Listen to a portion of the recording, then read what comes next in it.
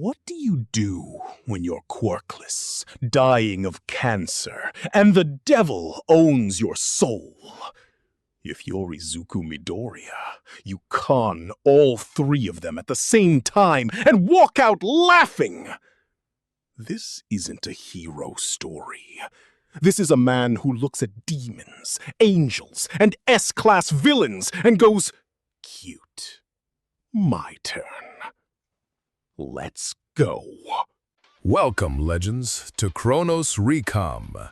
I wrote this story myself, so if you have any suggestions or what-ifs you want to see, drop it in the comments below.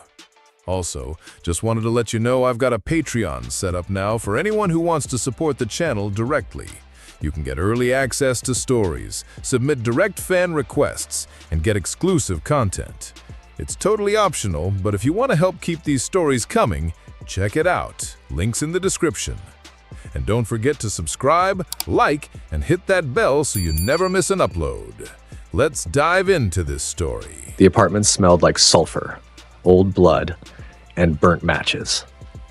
A man was pinned to the floor, wrists bound by a circle of white chalk that glowed faint green at the edges.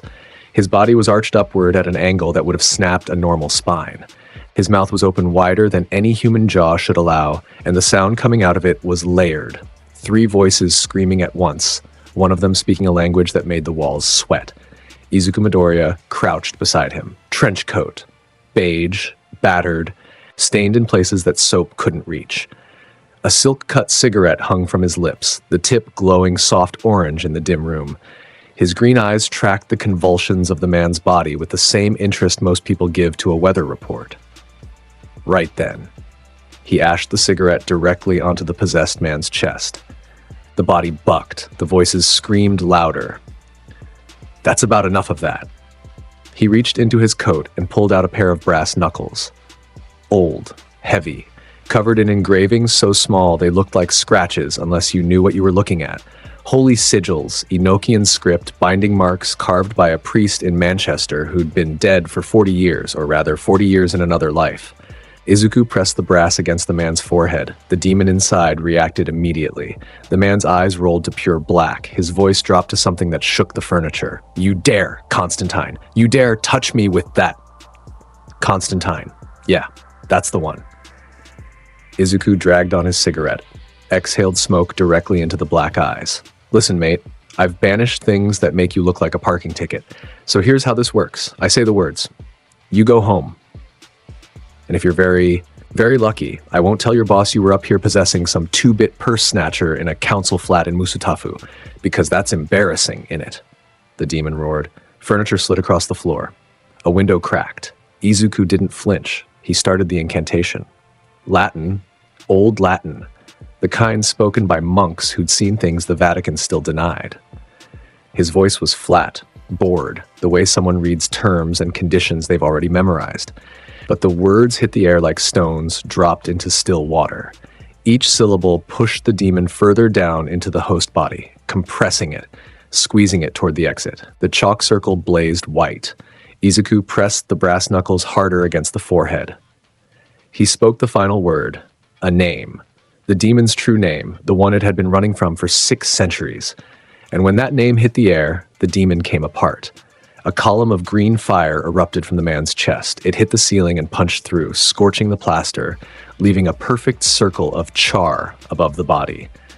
The scream that came with it was inhuman, a sound that existed in frequencies the human ear was never built to process. Then it cut off, sharp, like a record being yanked off a turntable. The man collapsed, breathing, alive. His eyes rolled back to white, then closed. He'd wake up in a few hours with the worst headache of his life and absolutely zero memory of the last 3 days. Izuku stood up, popped his neck, brushed chalk dust off his coat, and straightened the collar with 2 fingers. He pulled a fresh silk cut from the pack in his breast pocket, lit it with a Zippo that had a pentagram scratched into the casing, took a long, slow drag, exhaled into the silence. Tuesday, he said to the empty room. He was 19 years old. He'd been doing this since he was 13. Born Izuku Midoriya. Born quirkless in a world where everyone had a superpower, and the ones who didn't were treated like furniture. His mother had cried for him. His teachers had written him off. The other kids, especially the explosive little psychopath with the temper, had made his childhood a masterclass in creative cruelty. Then, at 12, the memories came. Every life John Constantine had ever lived, every deal, every betrayal, every exorcism, every woman he'd loved and destroyed, every friend he'd buried, every demon he'd conned, and every one that had conned him back. Centuries of occult knowledge compressed into a single flood that hit a 12-year-old boy's brain like a freight train and left him screaming on his bedroom floor for 4 hours straight. His mother found him, called an ambulance. The doctors said it was a seizure. They were wrong. When Izuku woke up, he was someone else. Still himself. Still the boy who'd been told he was worthless his whole life. But now that boy had a library in his skull that stretched back to the dawn of recorded demonology. He had the muscle memory of a man who'd stared down the lords of hell and walked away. He had the instincts of the greatest supernatural con artist who'd ever lived. He didn't go back to school. He didn't try to become a hero. He bought a trench coat from a secondhand shop in Yokohama. He bought a pack of silk-cut cigarettes from an import store that didn't ask for ID. And he got to work. By 14, he'd performed his first solo exorcism. By 15, he'd closed a demonic rift that had opened beneath a condemned building in the Naruhata district, a rift that would have flooded 3 city blocks with entities from a plane of existence that didn't have a name in any human language. By 16, he'd built a reputation in the occult underground that preceded him into every room. By 17, he had an office, a one-room space on the 4th floor of a building in Camino Ward that should have been condemned twice over. Desk, chair, filing cabinet full of case files, ritual components, and 3 bottles of whiskey in various states of emptiness. The window looked out onto a back alley where the streetlight had been broken for 2 years, and nobody cared enough to fix it. A hand-painted sign on the door read, Midoriya, Occult Investigations. Below that, in smaller letters, exorcisms, banishments, hauntings, payment in advance, don't bring holy water. I have better. The pro-heroes had no idea any of this existed. They fought villains, people with quirks who did bad things. They understood punching, they understood energy blasts and super speed and transformation and all the pretty, visible powers that made for good television. They patrolled the streets, they saved civilians, they smiled for cameras, they had absolutely no concept of the things that lived underneath. Demons, curses, soul contracts, possessions that looked like mental breakdowns until the furniture started bleeding. Entities that didn't have quirks because quirks were a human thing, and these creatures had never been human. The occult underground of Musutafu, of all of Japan, of all the world, existed in the spaces between what heroes could see and what they chose to ignore. And in those spaces, the only thing standing between ordinary people and something far worse than any supervillain was a chain-smoking 19-year-old in a trench coat who'd rather be drinking. Izuku stepped out of the apartment building and into the alley. The night air hit his face, cold, damp, carrying the distant sound of sirens, always sirens in Camino. He checked his watch, past midnight. Then a voice came from the far end of the alley. Don't move. Izuku didn't move. He took another drag of his cigarette and turned his head slowly, like he was checking if it might rain. Shota Aizawa, Eraserhead, stood at the mouth of the alley. His capture weapon hung loose around his shoulders. His hair was pushed back, eyes exposed, quirk active. The red glow of his erasure stare cut through the dark. Behind him, 2 patrol officers, flashlights up, hands on their radios. The sensors in this building went haywire 12 minutes ago, Aizawa said. His voice was low, controlled, and carried the kind of quiet authority that most pro-heroes had to fake. Energy readings off the charts. Pattern doesn't match any known quirk. I find scorch marks through 3 floors, sigils burned into concrete, and a villain unconscious in a chalk circle. He paused. And you? Izuku looked at him. Really looked. Took in the exhaustion under the sharp eyes, the faint tremor in the left hand from overuse of his quirk earlier in the night, the way his weight favored his right leg. Read him in 3 seconds. Rough shift, Izuku said. Aizawa's eyes narrowed. Who are you? Izuku Midoriya, occult detective, licensed before you ask. The paperwork is creative, but it holds up. He reached into his coat slowly, produced a card, and flicked it across the alley with 2 fingers. Aizawa caught it without looking away from his face. The bloke upstairs was possessed, as in by a demon, as in the thing living inside him was about 600 years old and had an appetite for human fear that made it cranky. I removed it. He's fine. Well, he's alive. He'll need fluids and probably therapy. Aizawa looked at the card, then back at Izuku. Possessed, yeah. By a demon, yeah. And you exorcised it. That's the word, mate. Gold star. The capture weapon shifted on Aizawa's shoulders. His erasure gaze intensified. Izuku felt it, a strange pulling sensation bit it like someone trying to grab something that wasn't there, because there was nothing to grab. He was quirkless, had been his whole life. Aizawa's eyes widened by a fraction. He tried to erase a quirk. There was nothing to erase. You're quirkless, Aizawa said. Guilty. Then how? Magic. Love. Silence. The sirens wailed in the distance. One of the patrol officers behind Aizawa shifted uncomfortably. Aizawa stared at him for a long time. Izuku let him stare. Smoked his cigarette. Waited. He could see the gears turning behind those bloodshot eyes. The assessment, the calculation, the part of Aizawa that knew something was deeply off about this entire situation but couldn't file it into any category he trusted. Magic. Aizawa repeated, like the word tasted bad. I know. Sounds barmy, but you've seen the scorch marks, you've seen the sigils, and your little quirk sensors went mental, didn't they? Because what happened in that room wasn't a quirk. It was something your systems have zero framework for. Izuku dropped his cigarette, crushed it under his boot. You handle the bank robbers. I'll handle the things that go bump in the night. Fair trade? He started walking. I didn't say you could leave, Aizawa said. You didn't say I couldn't either. Izuku glanced back over his shoulder.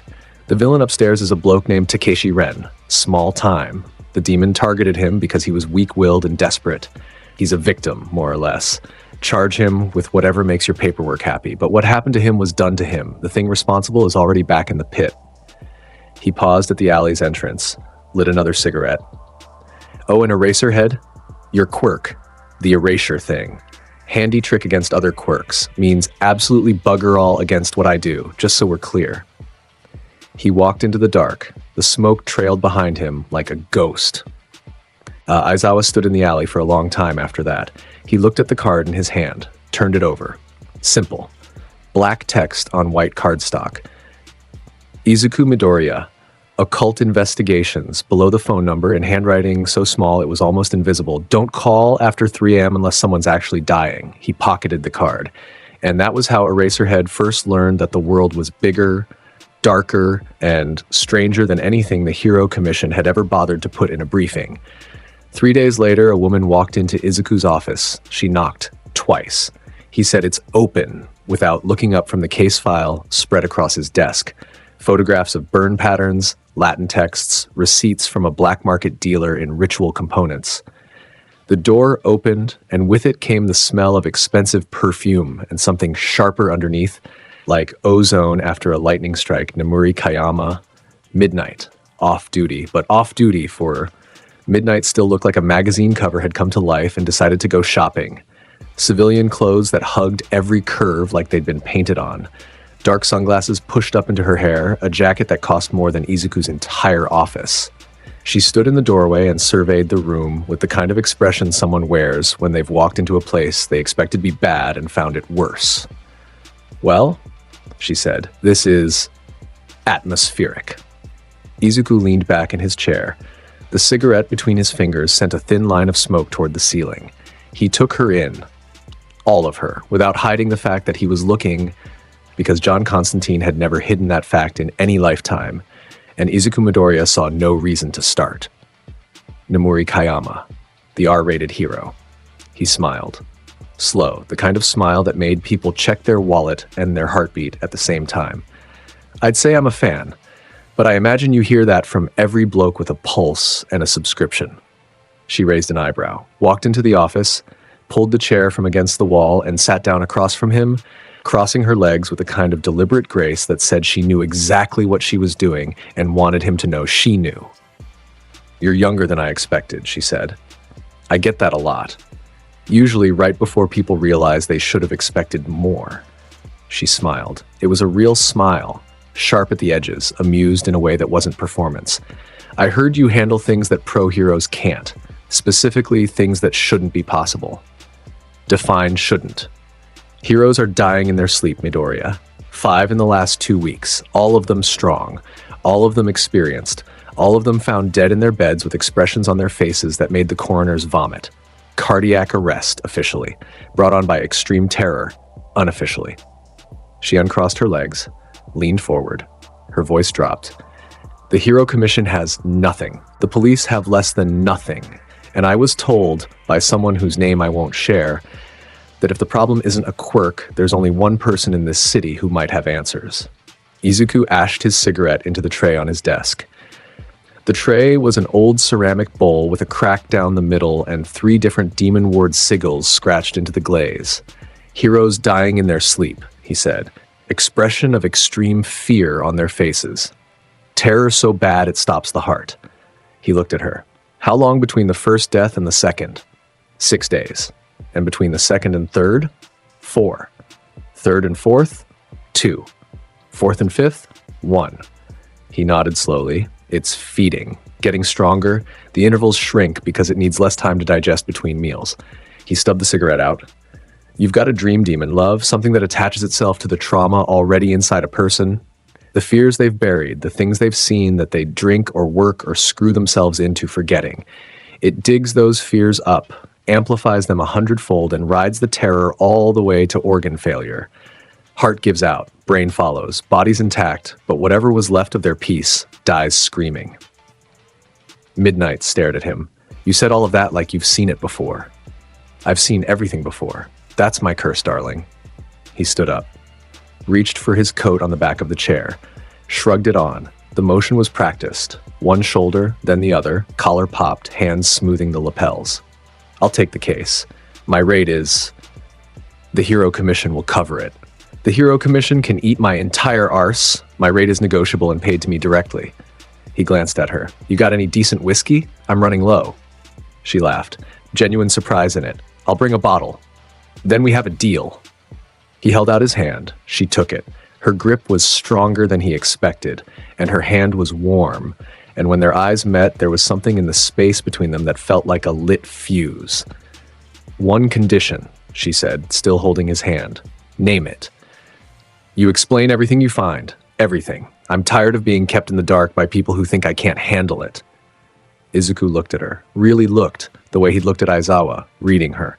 But what he saw in Midnight wasn't exhaustion or suspicion. It was frustration. Fury, even. A woman who'd spent her entire career being underestimated by the institution she served, and who had decided she was done allowing it. Deal, he said, their hands separated. He picked up a leather satchel from under the desk. Ritual tools, chalk, iron filings, a silver flask, and a dog-eared journal that smelled like smoke and older things. He slung it over his shoulder. First stop. I need information on this thing, where it's nesting, how it picks its targets, what tier of demon we're dealing with.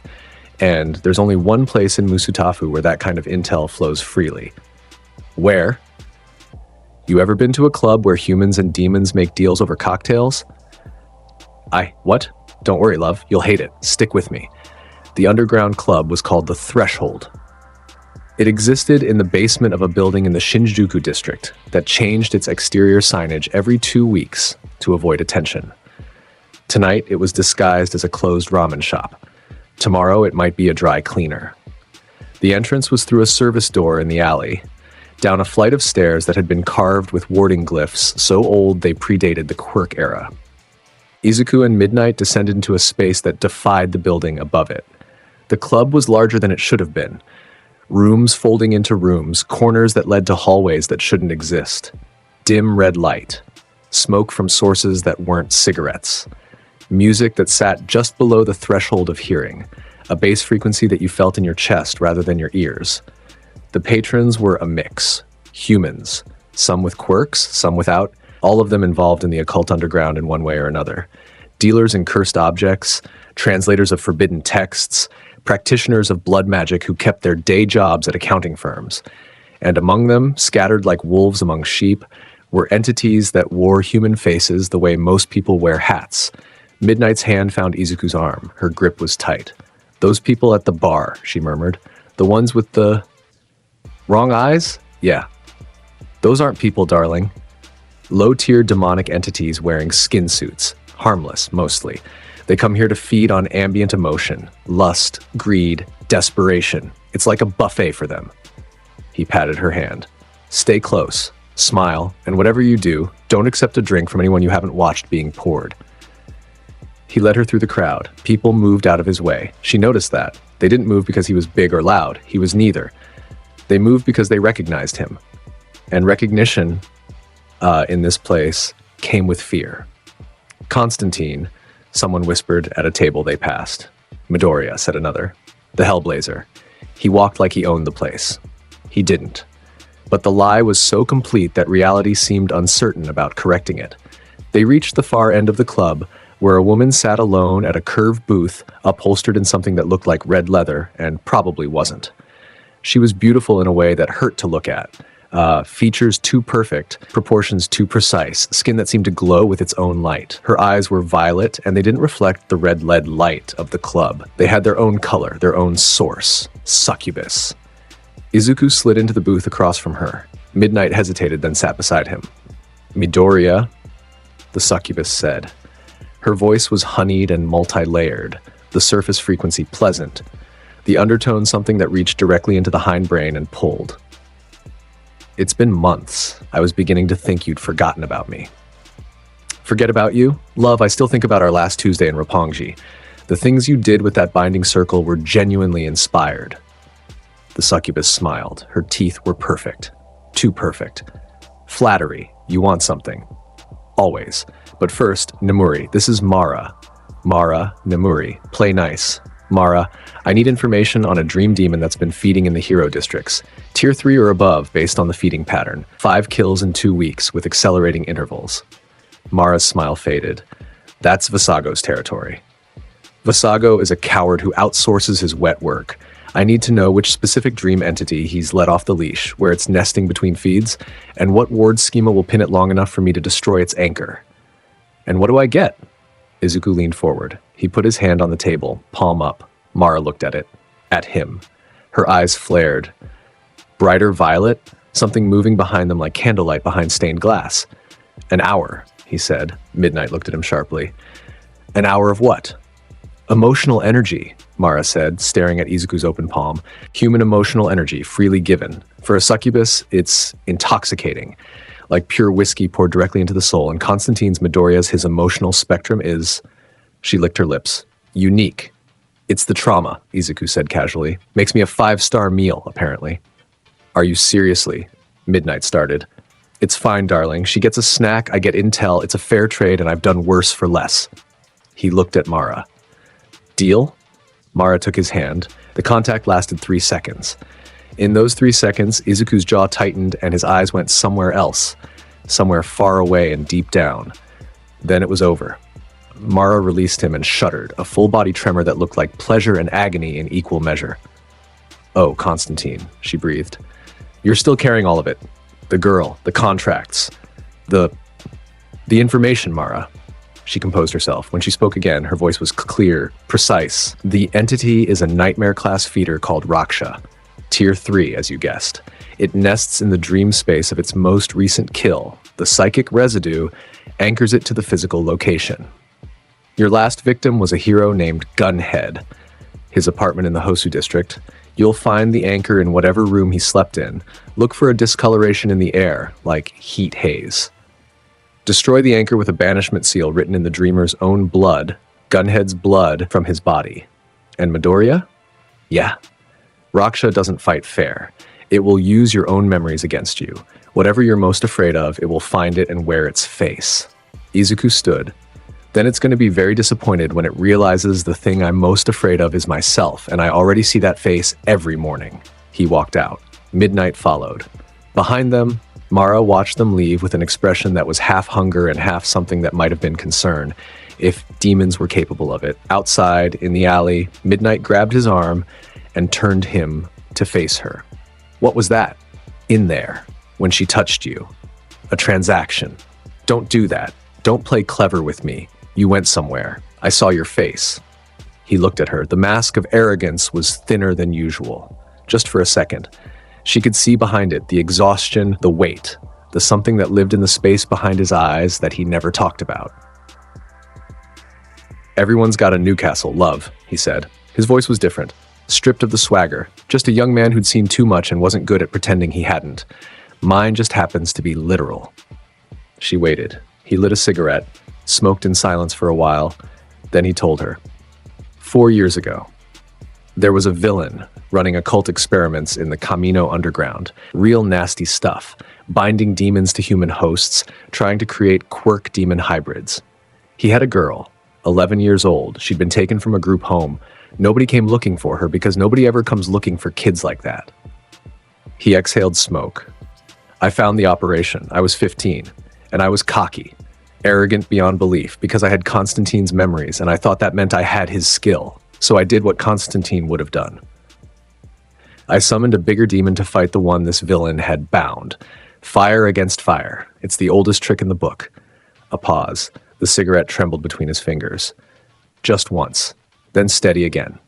The bigger demon did its job. Destroyed the villain's demon.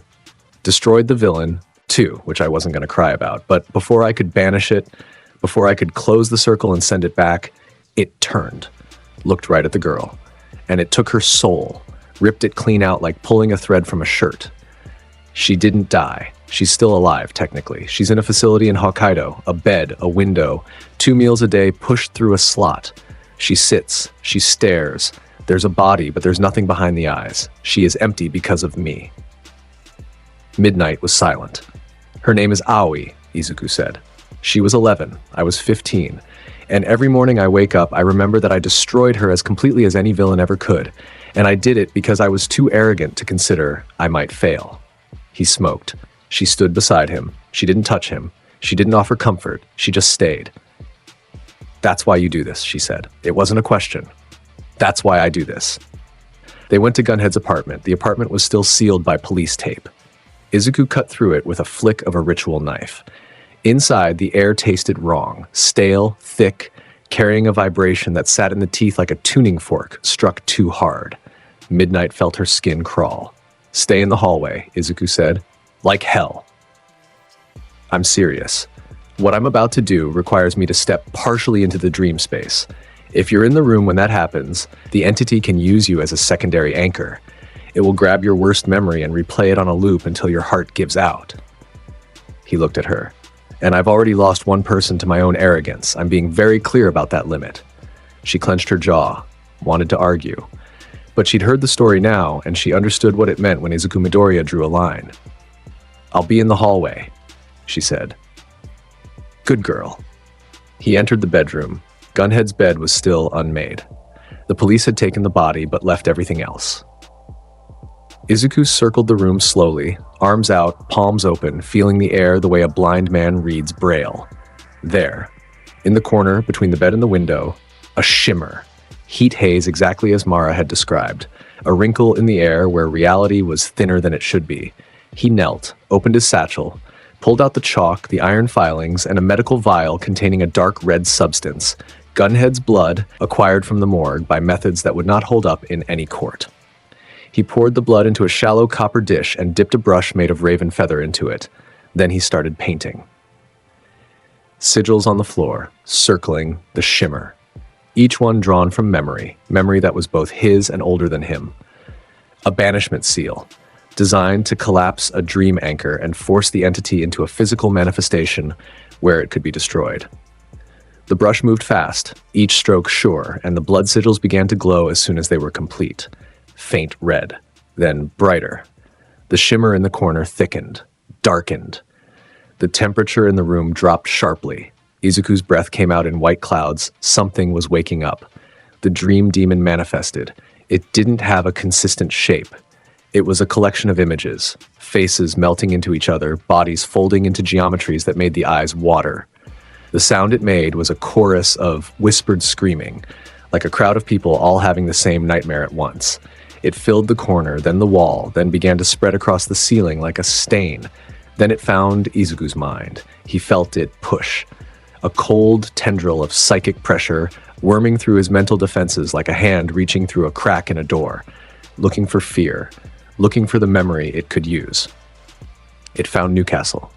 It found Aoi, and it smiled, 100 smiles across 100 stolen faces, and began to show him.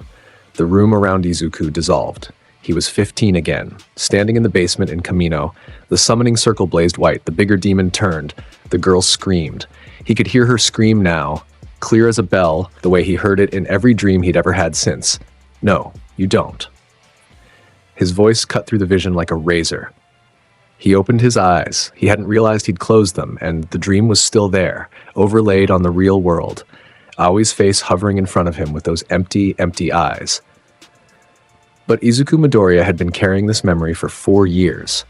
He had lived with it, slept with it, bled for it, and the one thing the dream demon hadn't counted on was that you can't scare a man with a wound he's already accepted. He pressed his palm flat against the blood seal on the floor, spoke the word. One word, in a language older than Latin, older than Sumerian, a language that existed before human mouths had been shaped to speak it. The seal ignited. Crimson fire, cold fire, fire that burned in the opposite direction of heat, erupted from the floor in a perfect circle. It engulfed the dream demon. The entity shrieked, 100 faces screaming 100 screams, all at once, all in agony. The fire consumed it the way water dissolves salt, pulling it apart molecule by molecule, layer by layer, until the faces blurred into static, and the static blurred into ash, and the ash blurred into silence. The room was empty. The shimmer was gone. The air tasted clean. The temperature returned to normal. Izuku sat on Gunhead's bedroom floor. His nose was bleeding. His hands were shaking. The brush was still in his grip, the copper dish overturned beside him. He reached into his coat, pulled out a cigarette, lit it. His hands were still shaking when he took the first drag. Midnight was in the doorway. She'd come in. Of course she had. She'd felt the temperature drop and heard the screaming, and she'd come in because Namuri Kayama had spent her entire career walking toward danger rather than away from it. But she'd arrived at the end. She'd seen the fire. She'd seen the thing in the corner dissolve. She'd seen Izuku sitting on the floor with blood on his face and a cigarette between his lips and a look in his eyes that she recognized because she'd seen it in the mirror after her worst nights. "Is it dead?" she asked. "Gone. Destroyed. The anchors collapsed. The remaining heroes on its list are safe. And you?" He looked up at her. The mask was thin, barely there. She could see the boy underneath the trench coat. 19, exhausted, haunted by a girl he couldn't save, fighting things that would have broken most people twice his age. "I'm a nasty piece of work, mate," he said, and his voice was steady again, because Izuku Midoriya had learned from John Constantine that the trick to surviving anything was to put the mask back on before anyone got too good a look at what was underneath. "Ask anybody." He got up. She helped him. Her hand on his arm, steadying him. He let her. That was the thing that surprised them both. He let her. They left the apartment. In the hallway, under the bad fluorescent lights, they stood close enough that he could smell her perfume and she could smell the smoke and the copper and the faintly burnt ozone that clung to him like a second coat. "Same time next week?" she said, half a joke, half something else. "Bring the whiskey," he said. She brought the whiskey, and then she kept coming back. Not because she needed him for cases, though those came too, because the occult underground didn't stop just because one dream demon was dead. She came back because she'd seen behind the mask, and instead of running, she'd stayed, and Izuku didn't know what to do with someone who stayed. It scared him more than any demon ever had. She'd show up at the office, sometimes with a case, sometimes with a bottle, sometimes with takeout and a look that said, "Don't you dare tell me you forgot to eat again." They'd talk. He'd be brilliant and horrible and funny and cutting and occasionally, in the gaps between the wit and the bravado, genuine. She'd be sharp and warm and fearless and patient in ways that made him feel like he was being disarmed very slowly and very skillfully. "A trench coat and a whip make a hell of a combination, love," he said to her one night, after she'd helped him track a cursed artifact to a warehouse in the Yokohama docks and had used her quirk to put 6 guards to sleep while he dismantled the curse. "You're impossible," she said. "I've been called worse, usually by things with more teeth." She kissed him, in the warehouse, surrounded by unconscious guards and the fading glow of a broken curse and the smell of sea salt and smoke. He tasted like cigarettes and whiskey and something underneath that was clean and bright, like a fire burning in a very dark room. When they separated, he looked at her with something that wasn't a mask at all. "Every time I try to do right," he said, "someone ends up dead. Usually someone I actually liked. I'm hard to kill," she said. So was everyone else. She took his face in her hands, looked him dead in the eyes. "I'm hard to kill, Midoriya, and I don't scare easy." He believed her. Against every instinct John Constantine had ever developed, he believed her. That was the most terrifying thing that had happened to him all year. The weeks turned. Cases came and went. A haunting in the Shibuya district, a dead woman's ghost bound to a locket that her husband wore around his neck, not knowing he was slowly being drained of life. Izuku broke the binding and put the ghost to rest. A cursed quirk in the Musutafu underground, a villain whose power had been twisted by a demonic symbiote until he couldn't control it, lashing out at everything around him.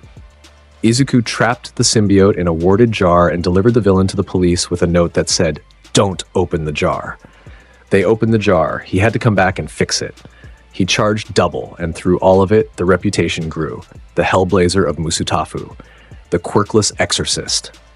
The kid in the trench coat who the pro-heroes pretended didn't exist and the occult underground prayed they'd never meet. Then the USJ happened.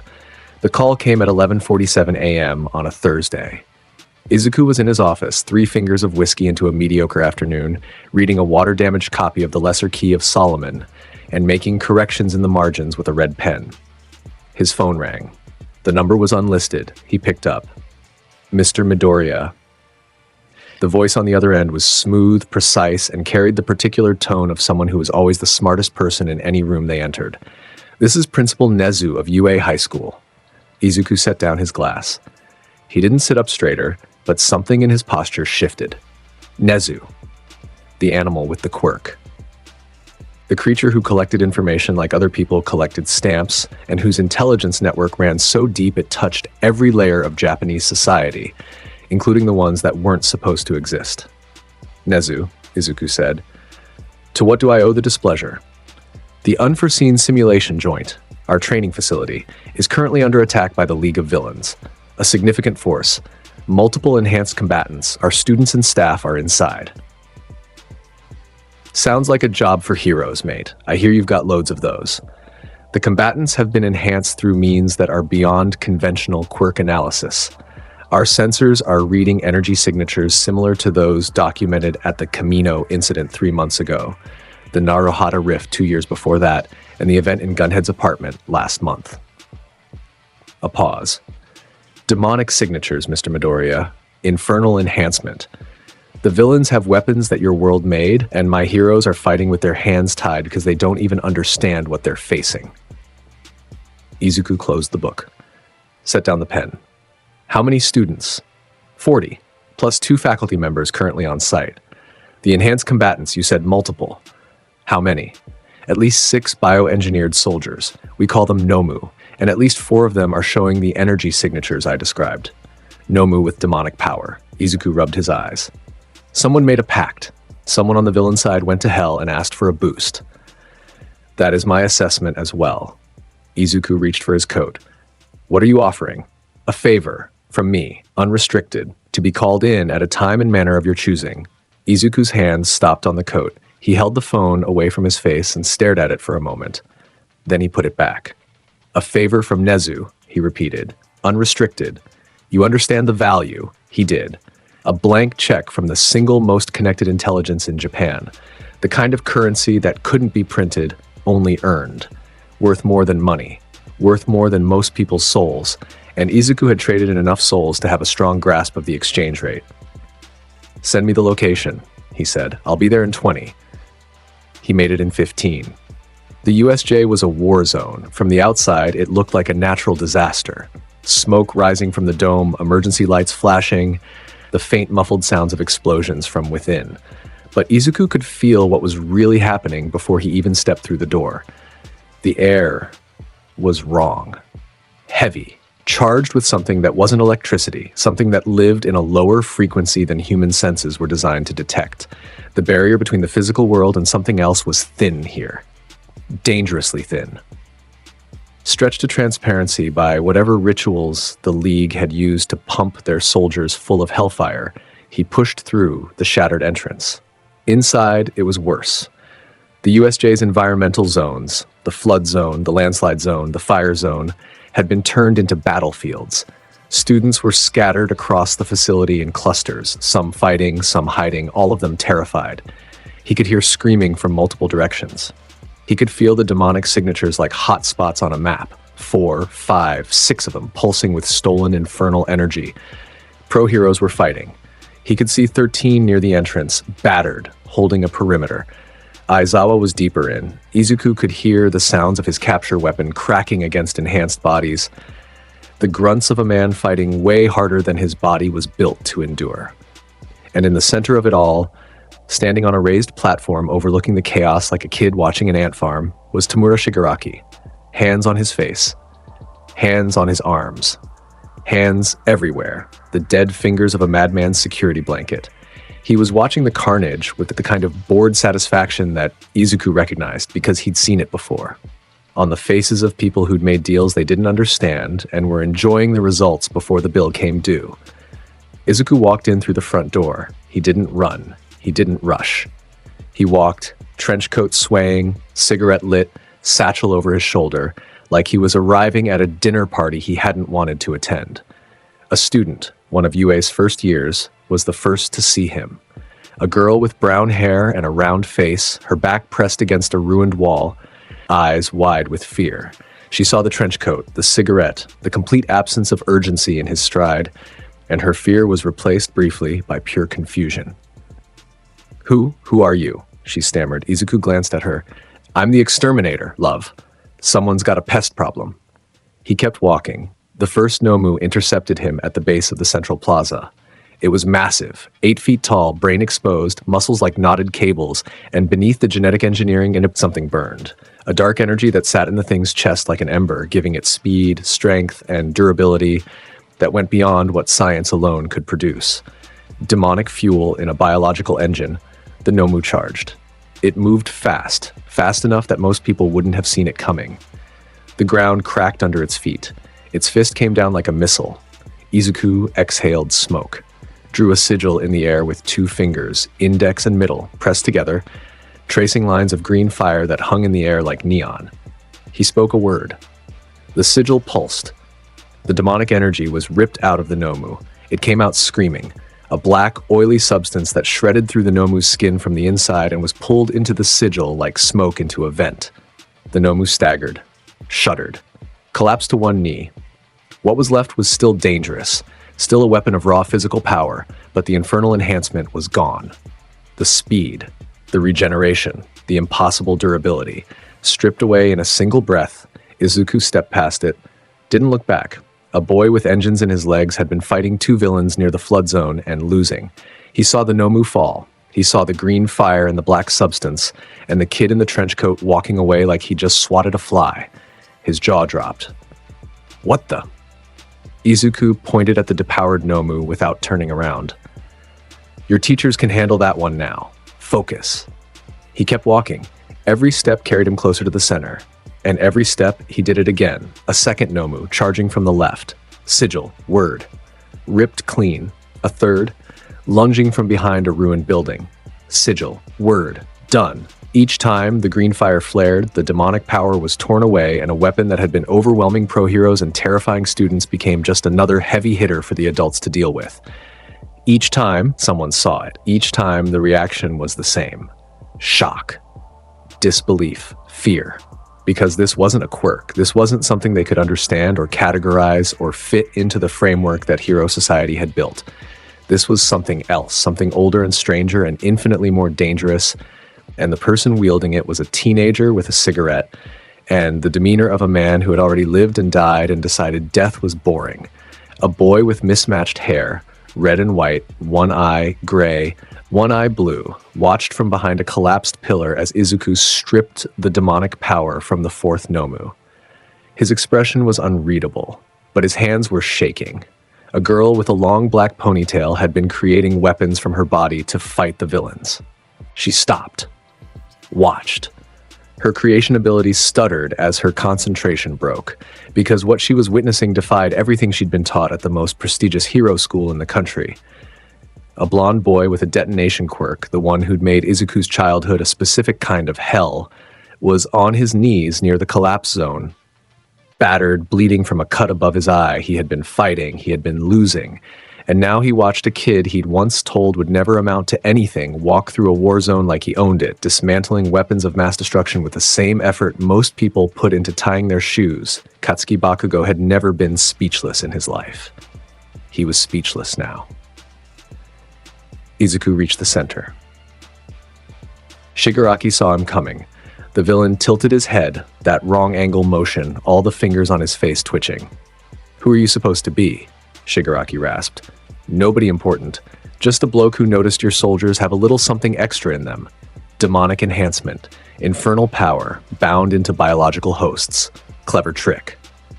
Izuku took a drag of his cigarette. "Whose idea was it?" Shigaraki's fingers twitched harder. I know about everything, mate. That's what I do. The real question is, do you know what it's going to cost you?" Izuku's voice dropped. The humor bled out of it. What was left was something cold and flat and old, older than his 19 years, older than this body he was wearing. "Because I can see it, Shigaraki. The deal you made, the pact, it's written on your soul like a brand, and it's burning brighter every minute." He stepped closer. Shigaraki's hand came up, the disintegration quirk, 5 fingers ready to reduce anything they touched to dust. Izuku didn't stop walking. "Your soul smells like rot, kid. The devil's gonna collect soon." He ashed his cigarette onto the ground between them. "The entity you dealt with, the one that gave you the power for your little soldiers, it's a mid-tier duke of the infernal hierarchy. Goes by many names. Likes to operate through intermediaries because it's too lazy to do its own dirty work. And the price it charged you?" He looked Shigaraki dead in the eyes. Looked through the hand covering his face, through the madness and the rage and the damage, all the way down to the thing underneath. "It's already feeding. Every time one of your Nomu uses that power, the debt compounds. And when it comes to collect, and it will, because they always do, it won't take money or favors or blood. It'll take everything that makes you, you. Your memories, your will, your rage. Everything that Tomura Shigaraki is, scraped out like the inside of a pumpkin. And what's left will be a puppet wearing your face, dancing on a demon's strings until the strings wear through and you finally, mercifully, stop." Silence. Shigaraki stared at him. The hand on his face trembled. His breathing had changed, faster, shallower. His eyes behind the fingers were wide, not with rage, with something else. Terror. Real, genuine, absolute terror. The kind that comes from hearing something you already suspected but refused to acknowledge, spoken aloud by someone who clearly, undeniably knew what they were talking about. "You're lying," Shigaraki said, his voice cracked. "I never lie about souls, mate. There's enough dishonesty in the world without me adding to it in the one area where the stakes are actually infinite." Izuku flicked his cigarette away. "You've got maybe a year. Less if you keep using the power. My professional recommendation? Find the intermediary who brokered your deal, make them renegotiate, and pray to whatever's left upstairs that still listens that the terms can be adjusted. Because right now, Tomura Shigaraki, you are a dead man who hasn't laid down yet."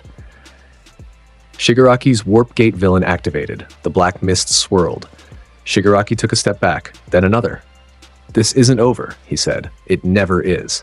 The warp gate swallowed him. The remaining villains went with him. The mist collapsed. And just like that, the USJ went from active war zone to aftermath. Izuku stood in the center of the ruined plaza. Smoke rose around him. Debris covered the ground. Somewhere, a fire was still burning. The students and teachers were emerging, battered, bruised, shaken to their foundations, and every single one of them was looking at him. He pulled a fresh silk cut from his coat, lit it, took a long drag. "So this is the Superhero Academy?" he said to no one in particular. "Looks like a bloody slaughterhouse." The silence that followed was enormous. Aizawa reached him first. The pro-hero was wrecked, face bloodied, arm hanging at a bad angle, capture weapon torn. He looked at Izuku with an expression that sat somewhere between fury and something that might have been respect. "You," Aizawa said. "Me?" Izuku agreed. "You just walked in and cleaned up your mess? Yeah, you're welcome. Those Nomu, the power you stripped from them, what was it? Demonic enhancement, infernal energy bound to biological hosts through a summoning pact. The villains made a deal with something from a very bad place and used the resulting power to juice their weapons. Standard occult arms dealing, really. Sloppy work, too. The binding was rushed. Another few hours, and the demons would have started fighting the host programming, and you'd have had 6 uncontrolled infernal engines tearing through your school instead of following the League's orders. Aizawa processed this. His jaw tightened. How long have you known this was possible? Since I was 12, mate. It's always been possible. Your society just decided it wasn't because it was easier to pretend the only threats in the world were the ones you could punch. Students were gathering.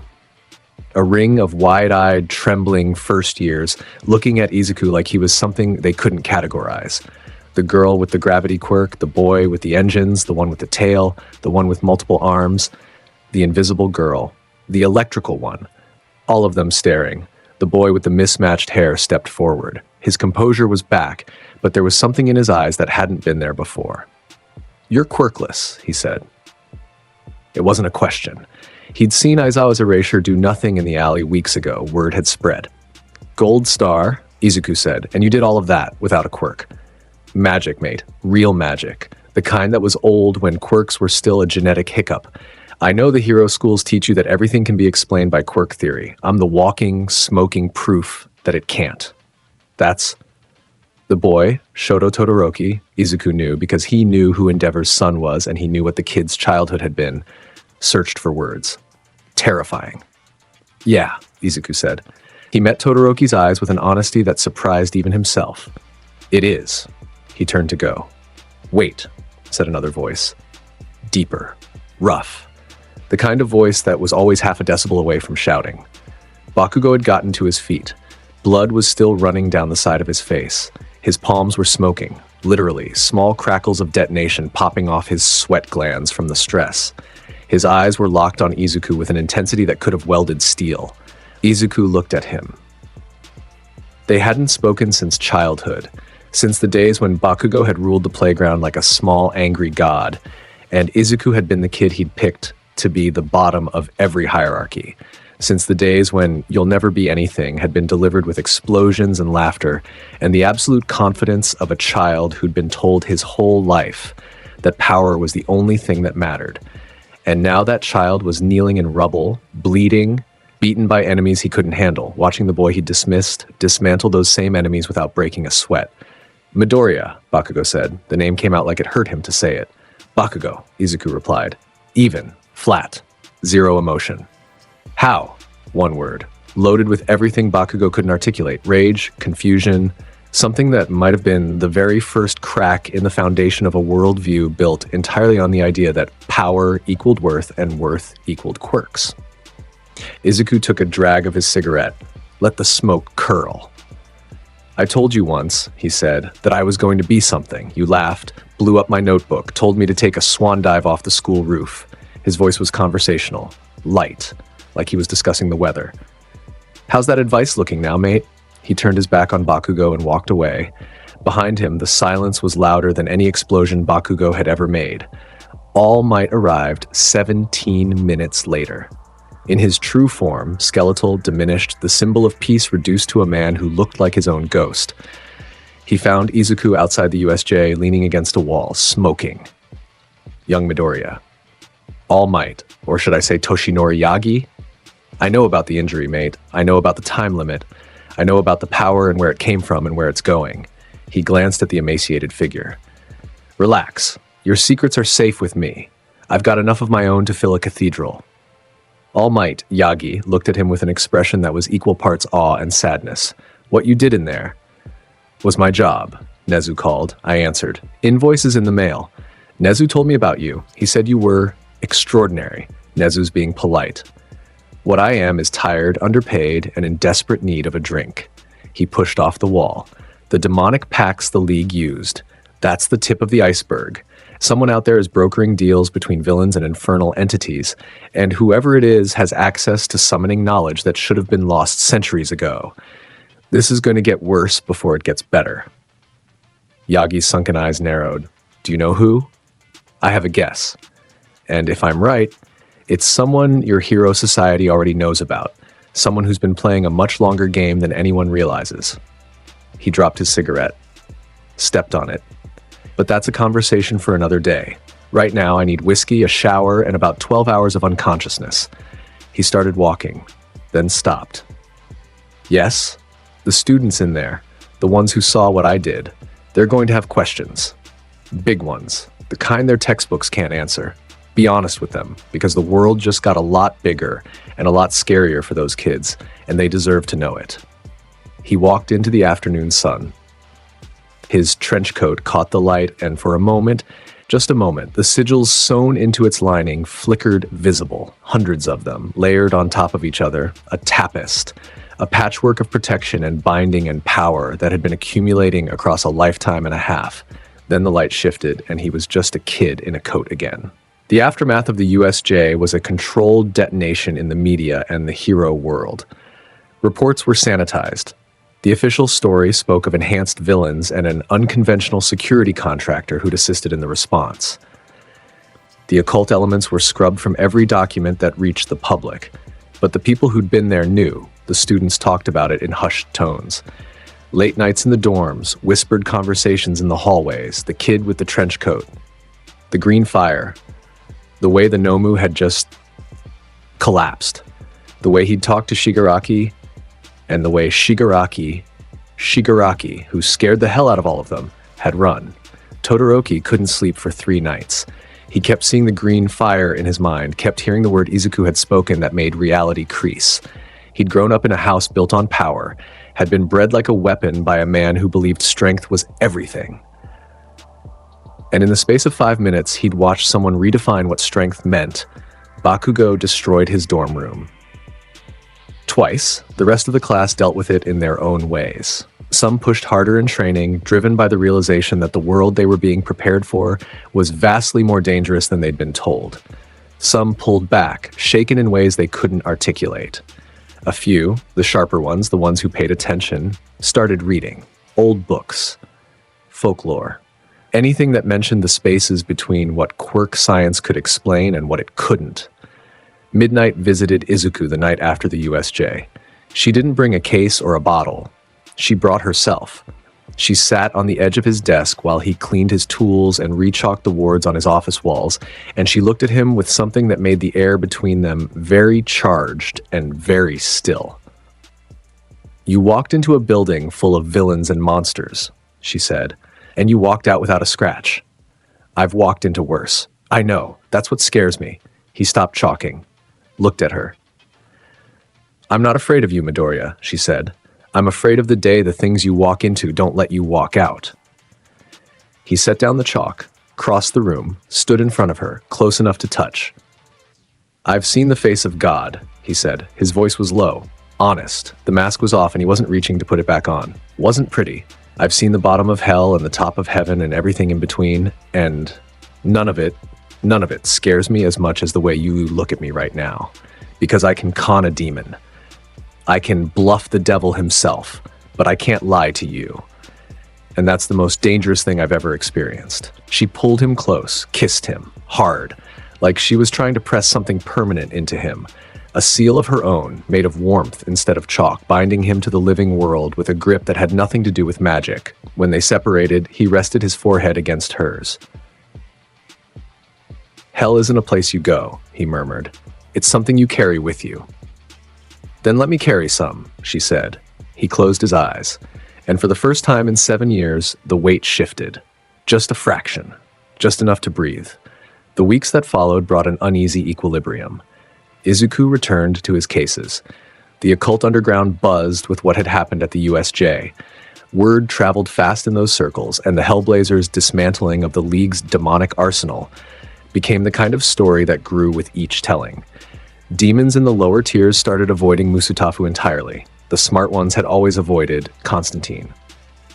The dumb ones were learning. The Hero Commission tried to contact him. He ignored their calls. They sent representatives to his office. He sent them back with headaches and the vague sense that they'd agreed to leave him alone, even though they couldn't remember the conversation clearly. a minor glamour, just enough to blur their recollection. He had better things to do than deal with bureaucrats. Nezu sent a formal letter of thanks on UA letterhead, along with a sealed envelope containing information that Izuku found far more valuable.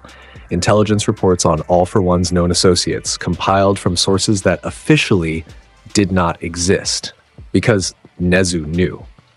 Of course Nezu knew. The animal principal whose intelligence defied conventional measurement had long suspected that the greatest threat in Japanese hero society was operating on multiple levels, some of which had nothing to do with quirks. The USJ had confirmed it, and Nezu, unlike the Hero Commission, understood that fighting an enemy you didn't fully comprehend was how you lost. Izuku read the reports in his office, smoked 3 cigarettes in succession, poured himself a whiskey, read them again, All for One. The name behind the names. The villain who'd been alive longer than any human had a right to be, who'd accumulated quirks the way some people accumulated stamps, who'd built and destroyed criminal empires across generations while the hero world scrambled to keep up. The reports confirmed what Izuku had already suspected. All for One's unnatural lifespan was more than biology, more than quirks.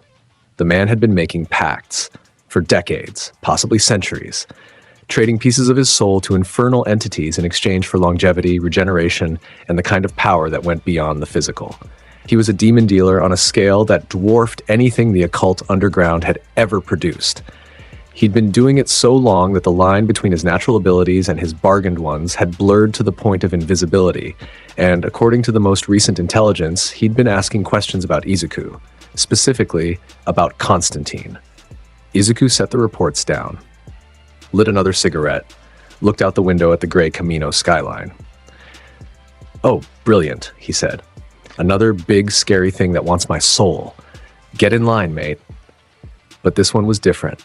Izuku could feel it in the way the air had changed over the last few weeks. A pressure, a watching, a presence at the edges of his awareness that was patient and vast and old. All for One wasn't coming for him in anger or desperation. He was coming because he'd done the research, and he believed that what Izuku carried, the accumulated occult knowledge of every lifetime John Constantine had ever lived, was the missing piece, the key to real immortality, to a form of eternal existence that didn't depend on fraying packs and borrowed power. He wanted to take the knowledge out of Izuku's head and put it into his own. Izuku finished his whiskey, poured another. Drank that too. Then the cough started. It came out of nowhere, a dry, hacking thing that he'd been ignoring for weeks, the way he ignored everything inconvenient about his own body. He'd blamed it on the cigarettes, on the cold office, on the Camino air, which tasted like diesel and regret on the best days. But this time, when he pulled his hand away from his mouth, there was blood on his palm. He stared at it. Red. Bright. More than a little. He went to a doctor. A civilian doctor, off the grid, someone who owed him a favor from a haunting he'd cleared 2 years ago. The doctor ran tests. The doctor went pale. Lung cancer. Advanced. Aggressive. The kind that didn't ask permission and didn't negotiate. "How long?" Izuku said. "A few months. Maybe less. With treatment. I'm quirkless, and I have zero interest in spending whatever time I've got left hooked up to machines in a room that smells like floor cleaner. How long without treatment?" 2 months, maybe 3. Izuku sat on the examination table, paper crinkling beneath him. The fluorescent light buzzed. The doctor's hands were trembling. "Right then," Izuku said. He reached into his coat, pulled out a cigarette. "You absolutely should." He lit it. The doctor opened his mouth, closed it, opened it again. "I'm a nasty piece of work, mate," Izuku said and exhaled smoke. "Ask anybody." He walked home. The city moved around him. Cars, pedestrians, heroes on patrol, all the machinery of a world that had no idea how deep its foundations were cracked. He walked through it like a ghost, like a man who'd already left and was just waiting for his body to catch up. In his office, he sat at his desk, opened the bottom drawer, pulled out a bottle of whiskey that was older than he was and better than he deserved, poured a glass, drank it. Then he started making arrangements. He wrote letters to Midnight, to Nemuri, because she'd earned the first name, telling her things he'd never said out loud and asking her to do things he'd never asked anyone to do. To Aizawa, giving him a crash course in occult ward maintenance and a list of contacts in the underground who could be trusted, mostly. Tunezu, with a full accounting of the debts and favors and pacts that were tied to his name, so that someone knew where the bodies were buried, metaphorically and occasionally literally. He updated his wards, reinforced the sigils on his office, prepared contingencies for the cases that would go unfinished, made sure the things he'd bound and trapped and sealed over the years would stay that way after he was gone. And then he waited, because he knew All for One was coming. The timing was too perfect to be coincidence. The approaching death, the circling predator. The universe had always had a sick sense of humor when it came to John Constantine, and it appeared that Reincarnation hadn't changed that. The evening All for One arrived, the sky was a bruised purple over Camino. Izuku was in his office, bottle on the desk, half empty, cigarette burning, case files closed, everything in order. The door opened. The temperature in the room changed, and a man walked in who looked like someone had taken power and compressed it into human shape. Tall, broad, face hidden behind a medical life support mask, wearing a suit that cost more than the building they were standing in. All for One. Behind him, nothing. He'd come alone, which was either supreme confidence or supreme arrogance, and in Izuku's experience with men like this, it was always both. "Mr. Midoriya," All for One said. His voice came through the mask, filtered but resonant, a voice accustomed to rooms obeying it. "I hope you don't mind." The door was unlocked. "I don't lock it. The things that want to kill me don't bother with doors." All for One sat in the chair across the desk. He moved with the careful grace of a man whose body was more maintenance than nature. Izuku could see it, could feel it, the patchwork of stolen quirks and infernal bargains that were keeping this creature alive. His soul was a ruined landscape. Izuku had seen it the moment the door opened, a vision layered over the physical, the way a doctor sees an X-ray. What was left of All for One's original soul was buried under so many layers of borrowed power and demonic deals that it was like looking at a building covered in scaffolding, where the scaffolding was the only thing holding the walls up. "I've been following your career with great interest," All for One said. "Cheers. I hope you enjoyed the USJ episode. I thought the action was a bit slow in the middle, personally. You dismantled my associate's most valuable weapons in minutes, without a quirk, using a form of power that, by all conventional understanding, should be impossible. Should be, isn't." Izuku ashed his cigarette. "You're here because you want what's in my head." All for One paused, then laughed. It was a soft, genuine sound which made it worse. Perceptive. "Mate, I've been conning demons since you were making your first pact. I know what a sales pitch looks like before the salesman even opens his mouth." All for One leaned forward. "I've been alive for a very long time, Mr. Midoriya. Longer than anyone alive knows. I've sustained myself through unconventional means. Demonic pacts, soul trading, infernal bargaining. I can see the receipts written on your soul. You've been at it so long the original terms are barely legible." Another pause. Longer this time. All for One was a man who was very rarely told things about himself that he hadn't authorized. "You see more than anyone I've ever met," he said. "It's a gift and a curse, mostly a curse. Then you understand my position. The pacts sustain me, but they're degrading. Each renewal costs more and returns less. I am, to use a crude metaphor, running out of credit with the entities I've been borrowing from. I need a permanent solution." His masked face tilted. "You carry the knowledge of John Constantine. Every ritual, every incantation, every deal and counter-deal that man ever made across multiple lifetimes. In that knowledge, there exists a path to true immortality, a way to exist beyond the need for pacts entirely. And you want me to hand it over. I'm prepared to offer something in return." All for One raised a hand. The air around his fingers shimmered. A quirk, one of many, yet the specific one that healed. "I know about the cancer, Mr. Midoriya. My intelligence is thorough. You have weeks, possibly less." The shimmer intensified. "I can cure it. Completely, instantaneously. You would walk out of this room healthy, whole, with decades ahead of you." Silence. Izuku looked at the shimmering hand, at the man behind it, at the deal being laid on the table between them like a card game where both players could see each other's hands. "You cure me," Izuku said, "and I give you Constantine's knowledge. Everything. Every memory, every technique, every deal. And you use it to make yourself immortal. I use it to transcend the limitations that have been slowly killing me for centuries. Izuku picked up his whiskey glass, swirled the amber liquid, drank it, set it down. That's a good pitch, he said. It's a fair offer. It is. He reached into his coat, pulled out a cigarette, didn't light it, just held it between his fingers, rolling it back and forth. The knowledge you're asking for, it's more than spells and rituals. It's understanding. It's knowing how the universe works at a level that most humans, most entities can't even perceive. And you're right. Somewhere in there is a path to true immortality. Constantine glimpsed it. I've studied it. It exists. All for One's posture changed. Eager, hungry. For the first time, something naked showed through the mask. Desire, raw and desperate and ancient. But here's the thing about that path, Izuku continued. His voice was steady. The cigarette stopped rolling. It requires a soul. A complete, unblemished, undivided soul. One that hasn't been carved up and parceled out to a dozen different infernal creditors over the course of 200 years of deal-making. Silence. You can't use it, Izuku said. Even if I gave you everything in my head, you couldn't walk the path. Your soul is in too many pieces, spread across too many contracts.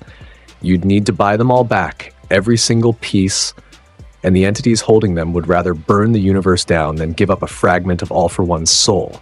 You're too valuable to them, too compromised, too deep. All for One was very still. You came here offering to cure me, Izuku said. But what you're really doing is asking me to hand you a key to a door you can't open. And I don't do charity work for men who've spent centuries making the world worse. All for One's stillness sharpened. The air in the room grew heavy. Izuku felt the pressure of accumulated quirks, dozens, maybe hundreds, compressed into a single body, bearing down like gravity increasing. That's disappointing, All for One said. His voice had changed.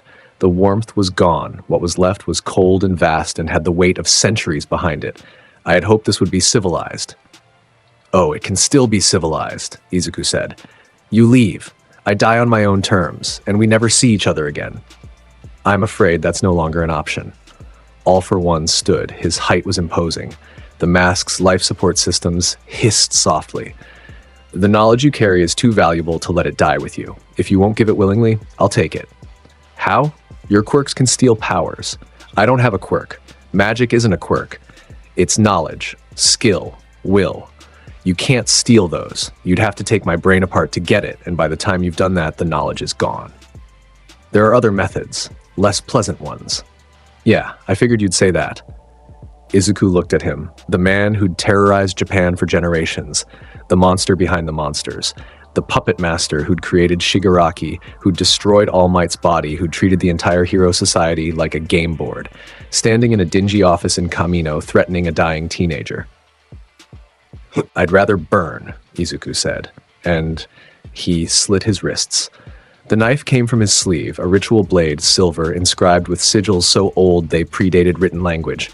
He drew it across both wrists in a single fluid motion, left then right, deep enough that the blood came immediately and heavily and spilled onto the desk and the floor and the case files and everything.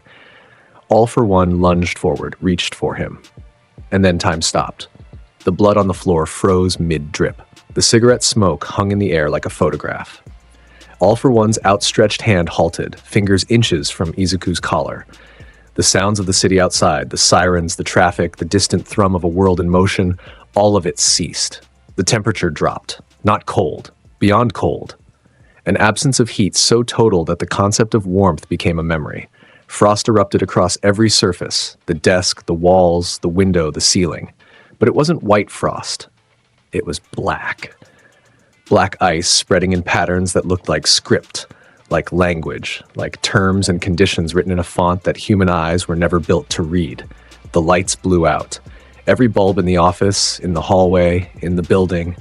The only illumination came from the sigils on the walls. Izuku's wards, the ones he'd maintained for years. And they were glowing red, brighter than they'd ever glowed. Screaming in their silent way that something was here that they'd been built to warn against. And then the presence filled the room. It didn't enter through the door. It didn't manifest gradually. It was simply, suddenly, there, occupying every molecule of air, every shadow, every space between spaces, a pressure so immense that the walls groaned, the floor cracked. All for One, All for One, the man who'd stood against the symbol of peace and smiled, went rigid, his body locked. Every stolen quirk in his arsenal fired at once in a reflexive panic, shimmering across his skin like a light show, and none of them could touch what was filling the room because none of them operated on the plane where this thing existed. The first of the fallen, the devil, Satan, Lucifer, the morning star, the entity who ruled the lowest pit and the deepest dark and who had a contract signed in Izuku Midoriya's blood 3 years ago for the boy's immortal soul. He manifested as a man, tall, blonde, handsome in a way that was too perfect, the same way Mara had been too perfect. Beauty as a weapon, symmetry as a threat. He wore a white suit. His shoes were immaculate. His smile was the warmest thing in the room, and the warmth of it made everything else feel colder. "Izuku," the devil said. His voice was pleasant, conversational, like they were meeting for coffee. "You've been busy. Hey, Lucy."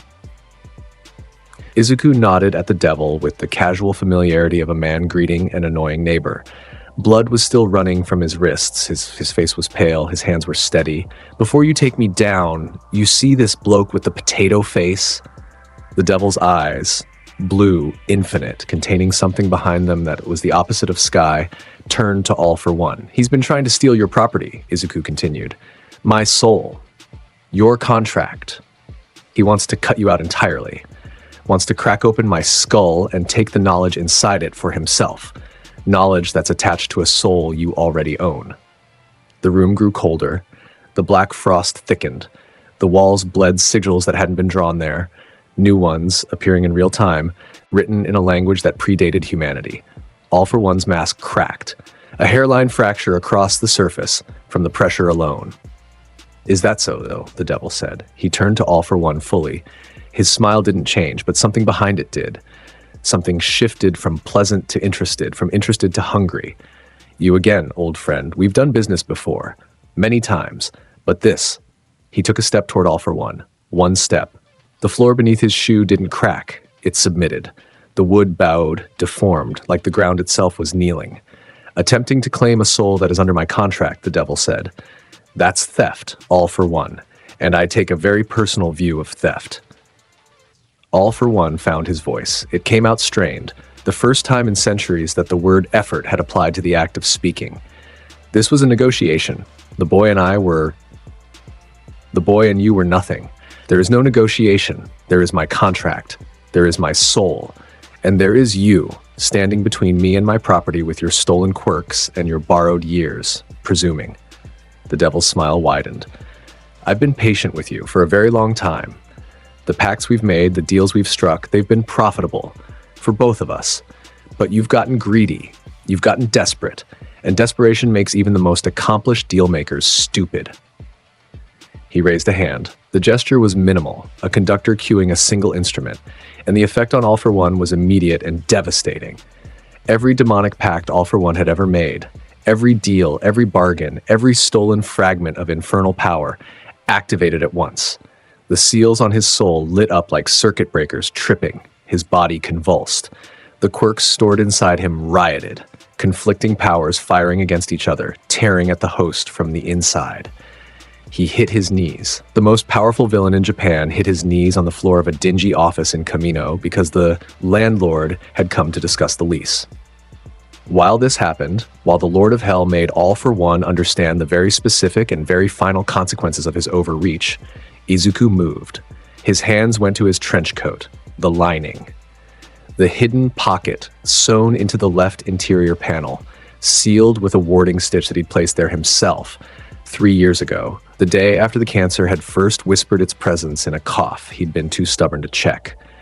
He pulled out a small object wrapped in cloth, unwrapped it with bleeding fingers. A relic, a splinter of bone housed in a setting of tarnished silver, engraved with the sigillum Dei. He'd traded 3 years of his life expectancy to get it, traded them to a priest who'd once been a Vatican exorcist and who understood, as few people did, that some prices were worth paying. The relic was old, older than Constantine, older than Christianity. It carried a charge of divine authority that had nothing to do with any particular god and everything to do with the fundamental structure of the universe. Izuku pressed the relic to his wrists. The silver burned, he felt it, a searing heat that went deeper than skin, deeper than blood, all the way down to whatever it was that held a soul in a body. The wounds sealed. The blood stopped. The cuts closed with the sound of something locking, a click felt rather than heard.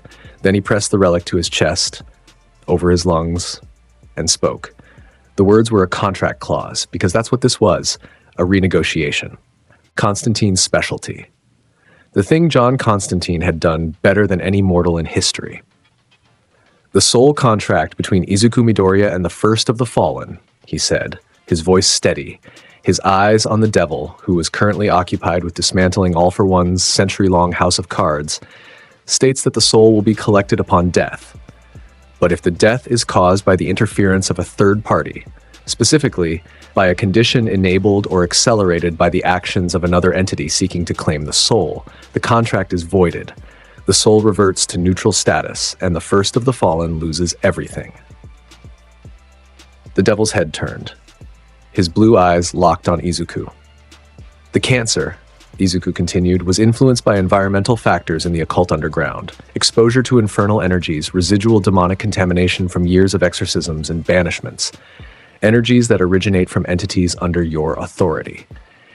If I die of this cancer, an argument can be made, and I am very, very good at arguments, that your domain contributed to the death, which means a third-party interference claim, which means the contract is challengeable, which means there's a chance, however small, that you lose my soul.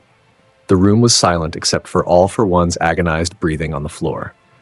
But, Izuku said, if you cure the cancer, if you exercise your authority over the infernal energies in my body and remove the damage they've caused, the contract remains intact, clean, airtight. My soul stays yours, guaranteed to be collected whenever I die of something that isn't your fault.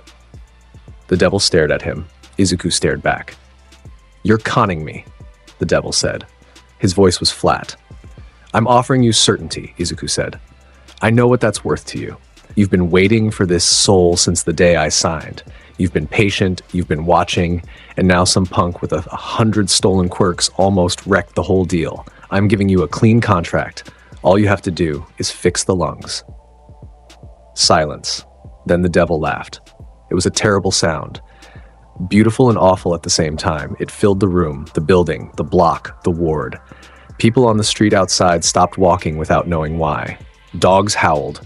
Car alarms triggered in a 3-block radius. Constantine, the devil said, and the name carried a weight that 2 lifetimes couldn't diminish. You magnificent bastard. He crossed the room, raised a hand, pressed a single finger to Izuku's chest. The sensation was beyond pain, beyond pleasure, beyond anything that had a word. Every cell in Izuku's lungs ignited, burned, and was remade. The cancer, the mutation, the corruption, the death growing inside him was annihilated at the molecular level and replaced with tissue so clean it felt new, like breathing for the first time, like the first breath of a newborn, except the newborn was 19 and wearing a trench coat and had just played the devil like a fiddle. Izuku gasped, his knees buckled. He caught himself on the desk, breathed in, deep, full, clear. The contract holds, the devil said. His finger withdrew. You live, you die later, and when you do, you're mine. Always was, Lucy. The devil turned back to All for One. The villain was on the floor, curled, every system in his body at war with itself. The accumulated deals of centuries were being called in simultaneously, and the result was a man being pulled apart from the inside by the entities he'd spent a lifetime borrowing from. As for you, the devil said, what followed lasted 30 seconds. It felt longer. All for One screamed. It was a sound that had never come out of him before. Raw, stripped of power, stripped of composure. The scream of something ancient finally being shown the bill it had been running from. When it was over, All for One was on the floor. Alive. Diminished. Several of his packs had been forcibly terminated, and the power they'd granted went with them. He was still dangerous. Still All for One. But he was less than he'd been when he walked in. Meaningfully, permanently less. The devil straightened his suit, adjusted his cuffs, looked at Izuku one more time. Don't make me wait too long, he said. I never rush anything, Lucy, you know that. The devil smiled and vanished. The way he'd arrived, suddenly, completely, as if he'd simply chosen to stop being in the room. The black frost evaporated, the temperature returned, Sound rushed back in from outside. The city, alive, oblivious. The sigils on the walls faded from red to their usual dormant glow. Izuku stood behind his desk, blood on his sleeves from wounds that were already healed. Lungs clear for the first time in months, contract intact. Enemy on his floor. He looked down at All for One. The villain was trying to stand, failing. His mask was cracked in 3 places now. His suit was ruined. His body was trembling with the aftershocks of having half his demonic portfolio liquidated in front of him by the majority shareholder. There's only one way to beat the devil, Izuku said. Make him think he's already won. All for One looked up at him. Through the cracked mask, Izuku could see one eye, the only one that still worked. In it was something he'd never expected to see from the most powerful villain alive. Awe. You planned this, All for One whispered. I planned everything, mate. The cancer, the timing, your arrival, the contract clause, the relic. He reached into his coat, pulled out a silk cut. The moment I got the diagnosis, I knew you'd come for me. You'd smell blood in the water. You'd think I was weak, desperate, dying, and you'd make your move because men like you can't resist a bargain, even when the terms are too good. He lit the cigarette. I let you walk in here. I let you make your pitch. I let you think you had the upper hand. And then I bled. I bled deliberately at the exact moment and in the exact way that would trigger my soul contract and summon the one entity in existence who has a stronger claim on me than you. He exhaled smoke. I used the devil as a weapon against you, and I used you as leverage to con the devil into curing my cancer. 2 birds, 1 con. Everybody loses except me. He reached down, took All for One's hand. The one that had offered healing. The one that had offered a deal. He shook it gently like they were concluding a business meeting. Thanks for the house call, he said. Invoice is in the mail. All for One stared at him. Then he laughed. Broken, incredulous, bleeding from the soul laughter. The laugh of a man who had been playing games for 200 years and had just been beaten by a 19-year-old who didn't have a single quirk to his name. You are the most dangerous person I have ever met, All for One said. I know, Izuku said. Now get out of my office. All for One left. He walked out under his own power, barely, bracing himself against walls, moving with the uncertain gait of someone whose internal architecture had been dramatically restructured. He disappeared into the Camino night. Izuku stood alone in his office. The blood on the desk was already drying. The case files were ruined. His favorite whiskey bottle had cracked during the devil's manifestation, and the contents had soaked into the carpet, which was probably the most tragic casualty of the evening. His wards would need re-chalking. His relic was spent, a one-use item burned clean of its charge. He finished his cigarette, stubbed it out, his phone buzzed.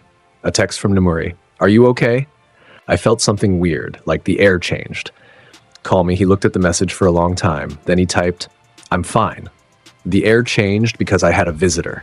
Everything's sorted. I'll explain over whiskey. You're buying. I just lost a bottle. He hit send, pocketed the phone, reached for his coat. Then he stopped because the cough was gone. The tightness in his chest was gone. The weight he'd been carrying in his lungs for months, the tumor, the shadow, the death growing inside him was gone. He breathed in, all the way. Felt his lungs expand fully, cleanly, without resistance. He was alive. He was alive, and he'd earned it the way he'd earned everything.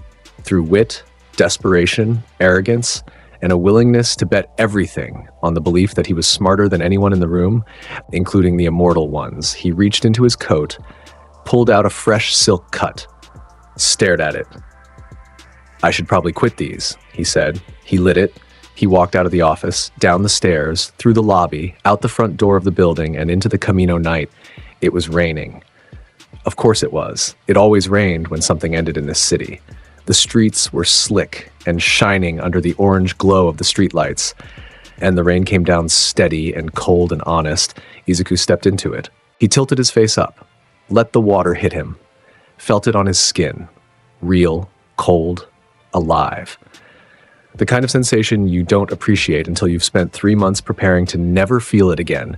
He reached into his coat, produced a fresh silk cut, the one he'd just put out, already replaced because some habits were too fundamental to personality to ever fully break. He lit it. The flame wavered in the rain but held. He cupped it with one hand, sheltering it, and the tip caught and glowed.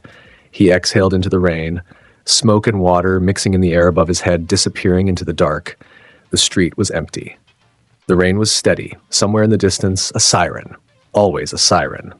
Izuku Midoriya, 19, quirkless, chain-smoking, haunted, brilliant, damned, stood in the rain and spoke. His voice was low, conversational, directed at nothing and everything, at the rain and the empty street and the demons lurking in every shadow and the devil waiting in the deep, and the world of heroes and villains that had never known what to do with him, and the girl in Hokkaido who would never know his name, and the woman who stayed, and the man he used to be, and the man he was becoming.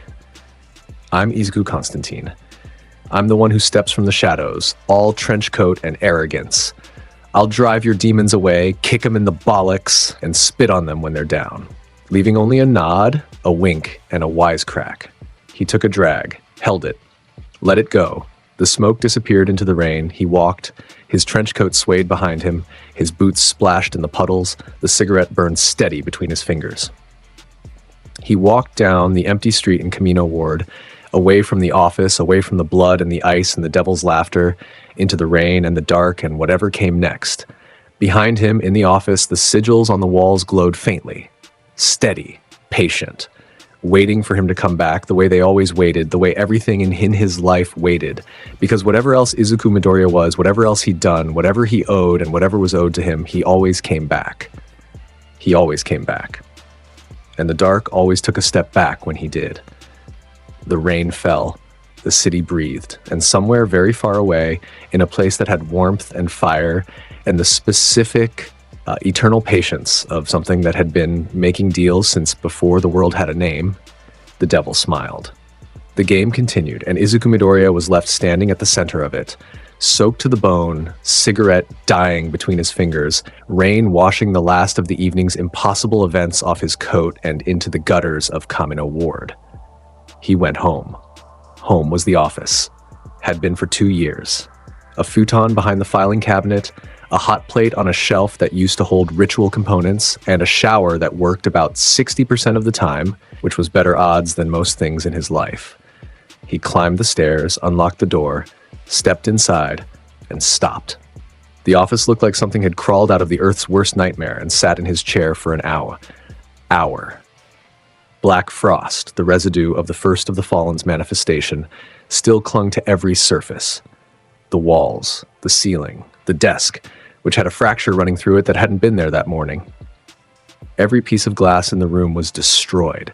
The window, the whiskey bottles, all three, the bastard, the ceramic bowl he used as an ashtray, even his reading glasses, which he'd left on the desk, were in 2 pieces with frost crystallized along the break.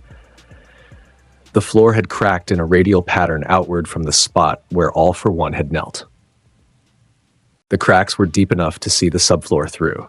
In 2 places, the wood had splintered upward like something underneath had been trying to push through. His wards were burnt.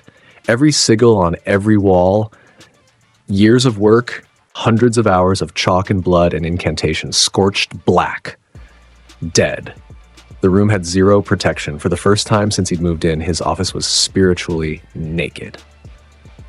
Brilliant, Izuku said to the wreckage. He took off his coat, hung it on the hook by the door, the one thing that had survived because it was iron, and iron didn't care about the devil. He rolled up his sleeves, found a piece of chalk in his satchel that hadn't been crushed, and he got to work. Rechalking wards was not fast work. It was not exciting work. It was the occult equivalent of changing every lock in your house after someone kicked in the front door, except the locks were drawn in specific geometric patterns that had to be accurate to the millimeter. And instead of burglars, you were keeping out things that could unzip your soul like a jacket. He started with the threshold, the door frame, primary warding, a continuous line of Enochian script circling the frame 3 times, bound at each corner with a sigil of denial that told anything incorporeal, you are uninvited. He drew it from memory. The chalk squeaked against the wood. The sigils glowed faint blue as they settled, accepting the charge of his intent. Then the window frame, or what was left of it. Same pattern, tighter script. The window was the weak point. Always had been. Glass is a poor conductor of warding energy. He'd have to reinforce it with iron filings in the morning. Then the walls. 4 walls, 4 cardinal wards, each one a unique construction designed to counter a different class of entity. North wall demons, standard infernal, tiers 1 through 4.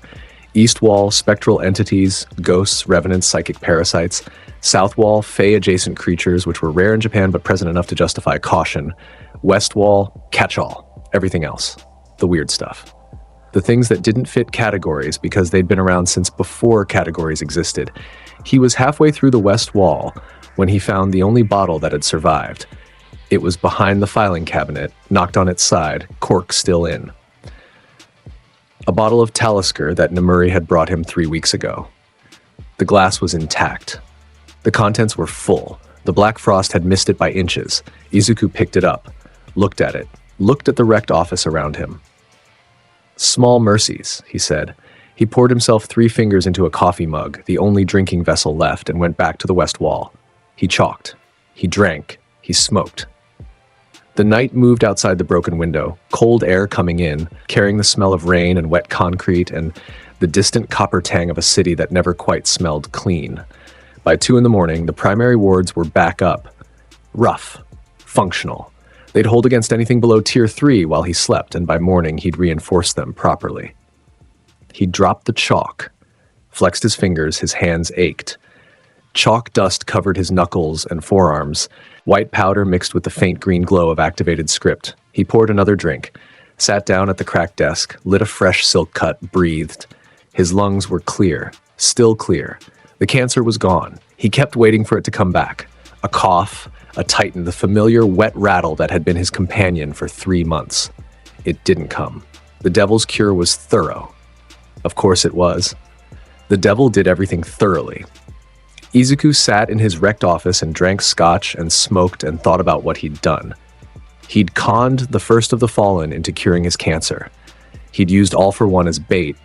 He'd survived an encounter with the 2 most dangerous beings he'd ever been in a room with, simultaneously, and walked out with more than he'd walked in with. John Constantine would have been proud, which meant John Constantine would have been terrified, because in every lifetime, the con after the big win was the one that killed you. Pride was the setup. Confidence was the knife. He finished his drink, stubbed out the cigarette, unrolled the futon behind the filing cabinet, lay down on it, still dressed, shoes and all, because he was too tired to undress and too wired to sleep. And the ceiling above him had a perfect circle of char from when the devil's manifestation had burned through the frost into the plaster. He closed his eyes. Sleep came hard and dreamless, the first real sleep in months.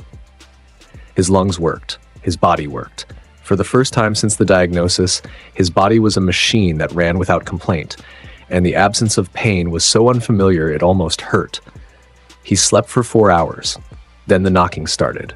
Not at the door, at the window. The broken window with the cold air coming through and the fresh wards still drying on the frame. The knocking was insistent, rhythmic, and carried a vibration that sat wrong against the new wards.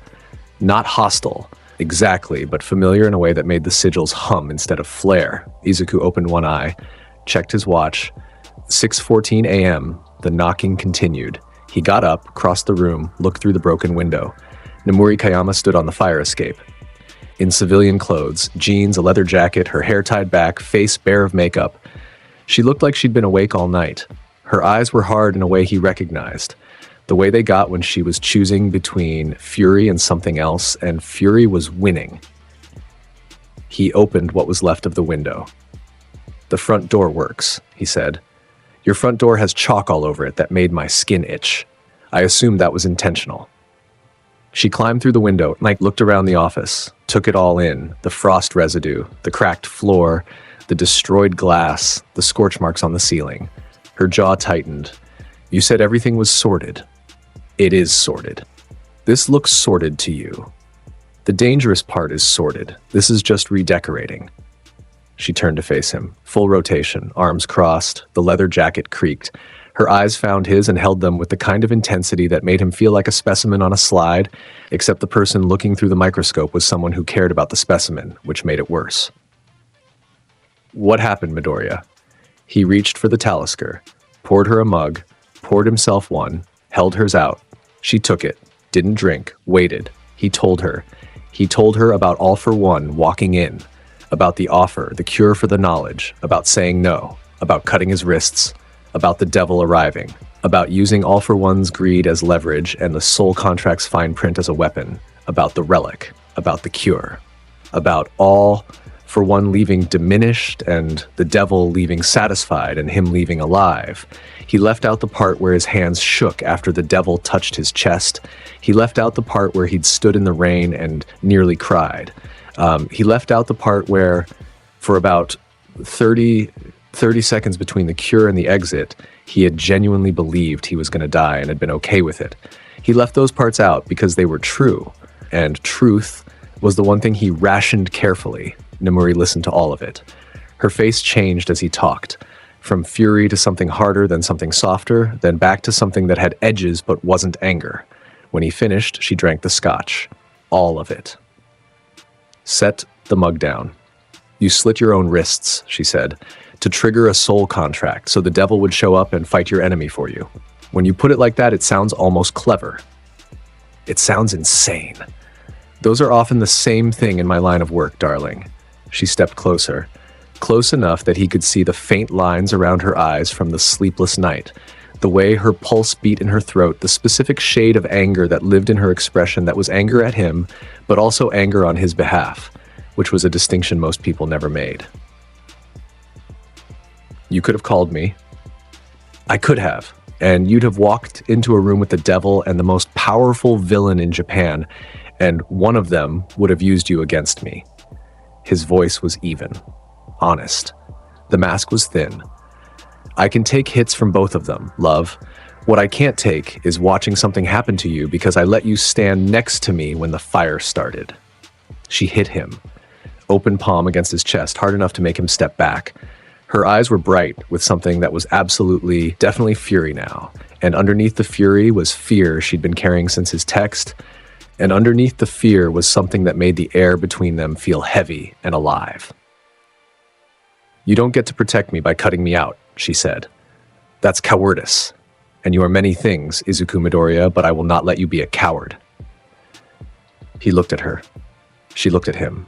The office was wrecked around them. The morning light came through the broken window and caught the chalk dust floating in the air, turning it gold. You're right, he said. I know you're right. Say it again, louder. You're right, and you're terrifying, and if you hit me again, I'm going to start enjoying it. She laughed. It was involuntary, breaking through the anger like water through a crack. She covered her mouth. The laugh escaped anyway. He smiled. The real one. The one that lived underneath all the sarcasm and swagger. The one that surfaced maybe 3 times a year and always surprised him as much as anyone. She kissed him, softer than the warehouse, but longer. Like she was checking that he was real, that he was solid, that his lungs worked and his heart beat and the body she was holding was going to stay warm. He kissed her back. His hands found her waist. Her hands found his face. The chalk dust got on her jacket. She didn't care. When they separated, she rested her forehead against his. Next time, she said, I'm in the room. Next time might kill us both. Then we die in the same room. That's the deal. Take it or leave it. He closed his eyes, breathed her in. Perfume and leather and the sharp, clean scent of someone who had walked through the rain to get here because his text message had been too casual and she'd known the way she always knew that casual from Izuku meant catastrophe. Deal. She stayed. She helped him finish the wards. She was rubbish at chalking. Her lines were uneven, and her Enochian looked like a toddler had gotten hold of the chalk. But she held the reference journal open while he worked, and she handed him tools, and she poured the drinks, and she was there, which was the thing that mattered, which was the thing that had always mattered, which was the thing that scared him more than any entity in hell. By 9 a.m, the office was warded. Still wrecked, still cracked and frostbitten and missing every piece of glass, but warded, protected. His again. She left at 10. Kissed him at the door. Told him to eat something that wasn't cigarettes. He told her he'd consider it. She gave him a look that said she knew he wouldn't and she'd bring food later and he'd eat it because she'd be watching. 45 minutes later, the door opened again. Shota Aizawa did not knock. Izuku made a mental note to adjust the wards so that they'd at least buzz when a pro hero with an erasure quirk walked through them. Even if that quirk was useless against magic, Aizawa stood in the doorway. He looked at the office. His expression barely changed. The man had the emotional range of a granite slab most days, but something shifted behind his eyes. A tightening. A recognition that what he was looking at was damage on a scale that didn't fit his framework. Energy spike, Aizawa said. He stepped inside, closed the door behind him. Last night, epicenter was this building. Sensors across 6 wards picked it up. Pattern didn't match any quirk, any known weapon, any recorded event in the Hero Commission's database. Off the charts doesn't begin to cover it. They flagged it as a potential S-class threat event and scrambled a response team. Was the response team helpful? They found nothing. By the time they arrived, whatever happened was over. All that was left was residual readings, and he paused, looked at the ceiling, at the perfect circle of char, at the black frost still clinging to the corners of the room. This. Izuku poured coffee from the hot plate. His only surviving mug was in use. He poured Aizawa's into a copper ritual dish, which was not ideal but was available. Aizawa looked at the dish, looked at Izuku, drank the coffee. What happened here, Midoriya? I had a meeting. With what? Izuku lit a silk cut, leaned against the cracked desk. How much do you actually want to know? Eraserhead. Because I can give you the version that lets you sleep tonight, or I can give you the version that's true. They are very different. The true version. The devil was in this room last night. The actual, literal, capital D devil. The first of the fallen. The entity that runs the worst address in the afterlife.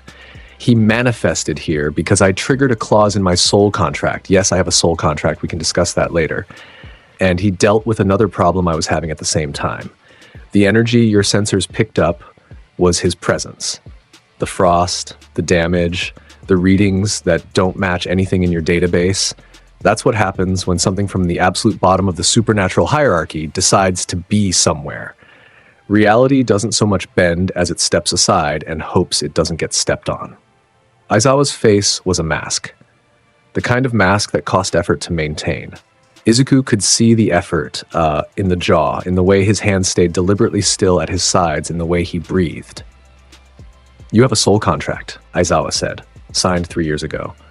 Long story. The relevant bit is, I'm alive, the problem is handled, and the thing that was here last night has no reason to come back.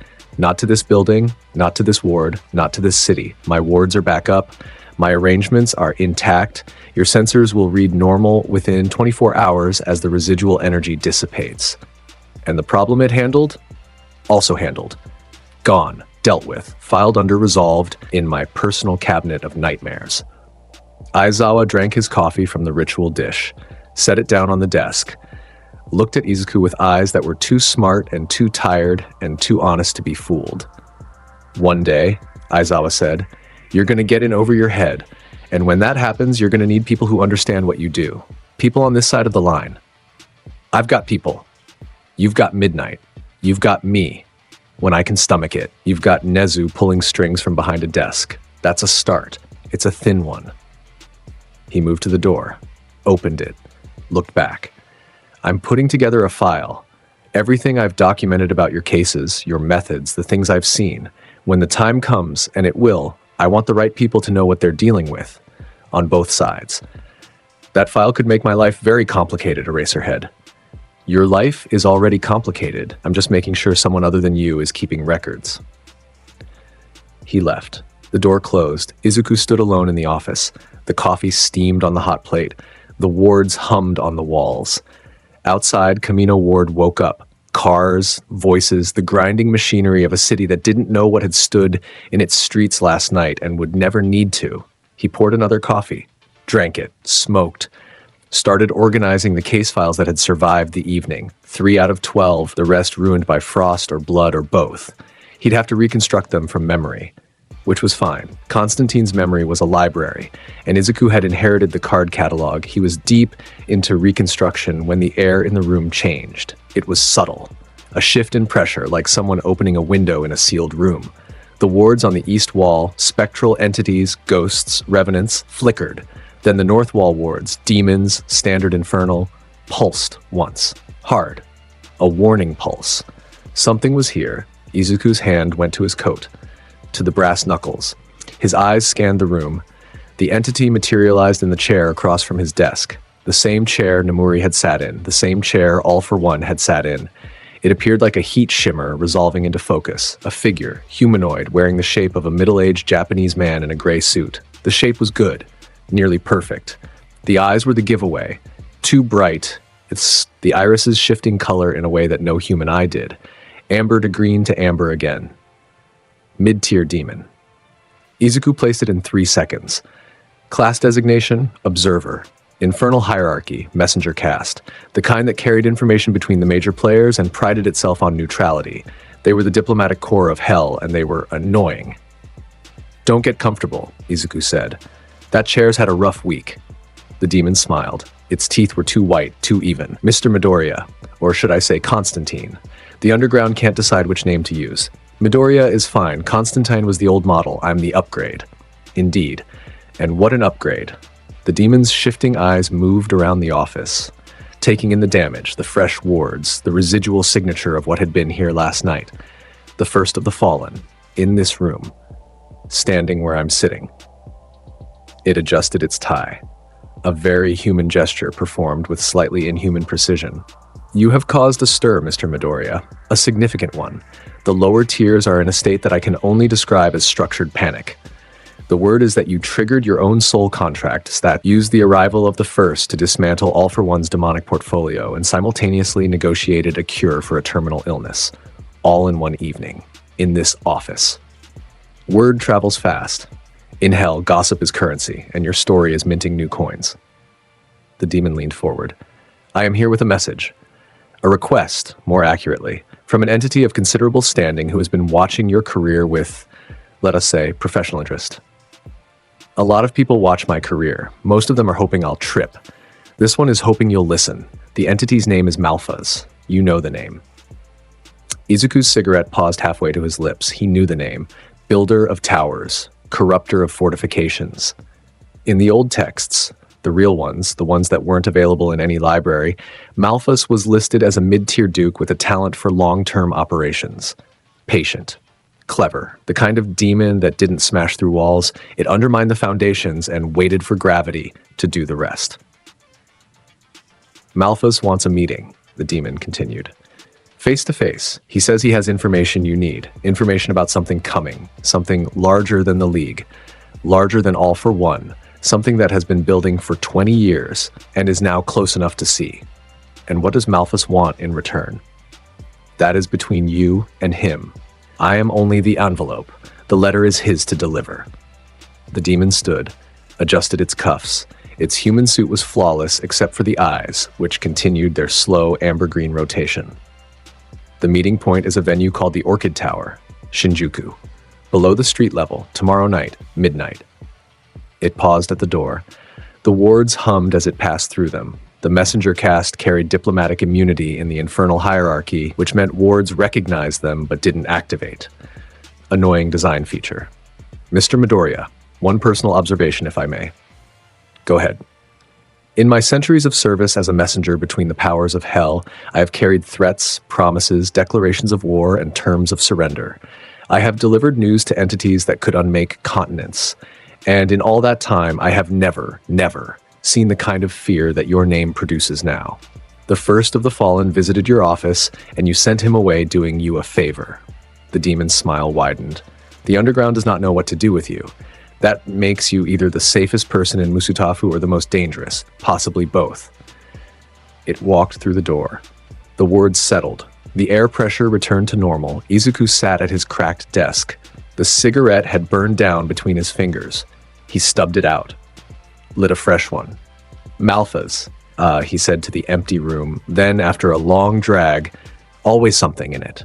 He picked up his phone, typed a message to Nomuri. Busy tomorrow night. Don't ask yet. We'll explain after. She replied in 12 seconds. You said, deal. You said I'm in the room. Remember? He stared at the message. She was right. She was always right. It was infuriating. He typed, fine. Wear something you can run in, and don't eat the food. She replied, already planning the outfit. See you at 11. He put the phone down, looked at the wards on his walls. at the cracked desk, at the single surviving bottle of Talisker on the shelf. The game continued, and the pieces were moving. The Orchid Tower existed in the same way the Threshold had existed, in the spaces between official reality and the truth underneath. A building in Shinjuku's Kabukicho district, sandwiched between a pachinko parlor and a hostess bar. Its street-level entrance marked by nothing more than a single brushstroke character on a brass plate that meant depth, in a language that had been dead for 4,000 years. Izuku arrived at 11:30. Nemuri was already there, leaning against a wall across the street, wearing dark clothes, flat shoes, and an expression that said she was taking this seriously and he should do the same. "Nice shoes," he said. "You said to wear something I could run in. I said that because I was being responsible. I'm regretting it already." She fell into step beside him. They crossed the street. He stopped at the brass plate, pressed his thumb against the character, spoke a word, a passphrase in Aramaic that identified him as a practitioner with standing in the underground. Izume, the door clicked. They descended. The Orchid Tower was everything the Threshold wasn't. Where the Threshold was smoky and dim and dangerous in an obvious way, the Orchid Tower was pristine. Polished stone. Ambient light from sources that didn't cast shadows because the light itself was generated by low-level enchantments woven into the architecture. Music. Actual music. A string quartet playing somewhere out of sight, the sound carrying through the space with a clarity that suggested the acoustics had been designed by something with a better understanding of wave physics than any human engineer. The patrons were dressed well, expensively, and many of them were wrong in ways that required Izuku's trained eye to spot. A woman at the bar, whose reflection in the polished stone arrived half a second late. A man in a corner booth, whose shadow moved independently of his body. Two figures at a table who appeared to be having a conversation, except their mouths were moving at different speeds than their voices, like a badly dubbed film. Entities. High tier, wearing better skins than the ones at the Threshold, spending more money, operating at a level where the veneer of civilization was almost convincing. Nemuri's hand found his arm. Her grip was firm. "Worse than the Threshold?" she asked. "Fancier. Same teeth underneath." He patted her hand. "Remember, don't accept drinks, I know. And don't make deals with anyone. If someone offers you something, anything, even a compliment, smile and say nothing. In this place, words are binding." They moved through the venue. People and things that were wearing people noticed them. Conversations paused, eyes tracked. The reaction was different from the Threshold. At the Threshold, they'd moved out of his way because they feared him. Here, they watched him the way collectors watch a rare item at auction. Interest. Appraisal. The question of what he was worth. They reached the back of the venue, where a staircase descended further, a second level below the first, separated by a door that was warded so heavily the air around it vibrated.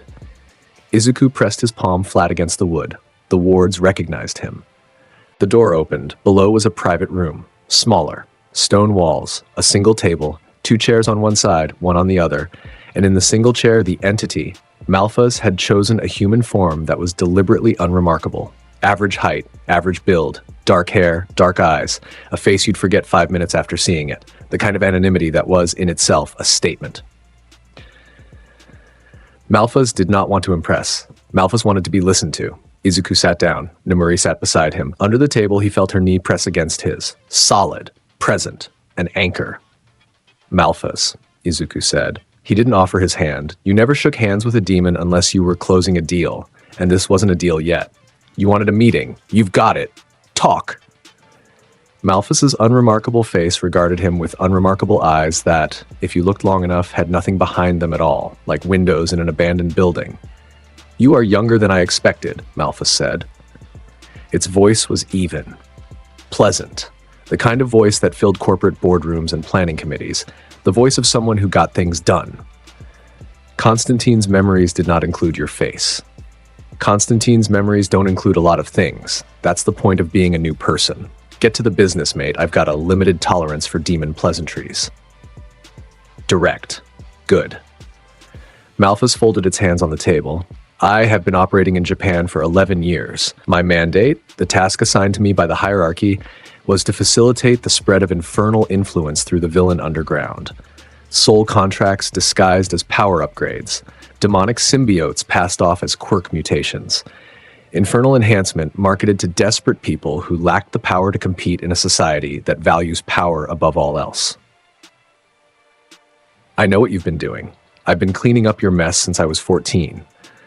I'm aware you have been very effective, which is why I am here.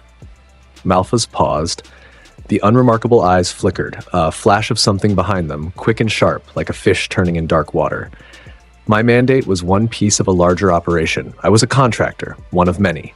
The entity coordinating the operation, my employer, if you like, is something called the Demiurge. Izuku's cigarette stopped moving. The Demiurge, he repeated. You know the name. He did. Sat deep in Constantine's library, filed under things that John Constantine chose to believe were myths because the alternative was too frightening to consider. The Demiurge, an entity that predated modern demonology, predated most demon classifications entirely. Old enough that the texts that mentioned it disagreed on whether it was a demon at all or something else. A principle, an architect, a force that built systems and watched them collapse. The Demiurge has been engineering a convergence event, Malphas continued, a point where the barrier between the physical world and the infernal plane thins to nothing, a true breach, the kind that would allow full-scale passage of entities from the lower planes into physical reality. The epicenter is here, Japan, specifically this city. How long? The operation has been running for 20 years. The convergence is weeks away, perhaps less. Izuku leaned forward. And you're telling me this because I want to survive. The mask of pleasantness cracked. Underneath was something raw. Izuku had seen fear on a demon's face before, rarely, usually right before he banished them. But this was different. This was the fear of something that understood what it was afraid of and knew the fear was justified. The Demiurge does not share. When the convergence completes, every entity that served in the operation becomes fuel. Our contracts, our accumulated power, our essences, absorbed into the breach mechanism. We are kindling, Mr. Midoriya. The Demiurge has been building a bonfire for 2 decades, and every contractor who lit a match for it is going into the flames. Nemuri's knee pressed harder against his under the table. I want to give you everything, Malphas said. The full architecture of the convergence, the timeline, the fault lines where the barrier is thinnest, the list of compromised humans, including those within the Hero Commission, who have been serving as the Demiurge's agents. Everything I have. In exchange for one thing. Protection. A binding ward. Keyed to my essence. Something that would shield me from the Demiurge's collection when the convergence activates. Something that says, this one is spoken for. Izuku looked at Malphas, looked through the human mask, through the demon underneath, all the way down to the core. Constantine's sight showed him what was there. And what was there was every bit as bad as the messenger had implied. Malphas was a contractor, a builder of systems. 11 years of corruption in Japan's underground, hundreds of soul contracts brokered, lives destroyed, futures burned. The demon sitting across from him was responsible for the infernal infrastructure that had led to the Nomu, to the League's empowerment, to every case Izuku had worked where a villain's power didn't smell right, and now it wanted protection. Izuku finished his cigarette, crushed it on the stone table. The information first, he said. All of it. Then we discussed terms. Malphas talked for 40 minutes. It was the most comprehensive briefing Izuku had ever received. More thorough than Nezu's intelligence packets, more detailed than anything the occult underground had ever produced. Malphas laid out the Demiurge's operation like a blueprint. Every fault line, every compromised agent, every timeline marker. The specific rituals that had been performed at specific sites across Japan over the past 2 decades to weaken the barrier incrementally. The role of the Hero Commission's compromised officials in creating social conditions that fed the convergence. The emphasis on quirk rankings, the quirkless discrimination, the hero-villain binary that generated the exact frequency of emotional chaos the Demiurge needed.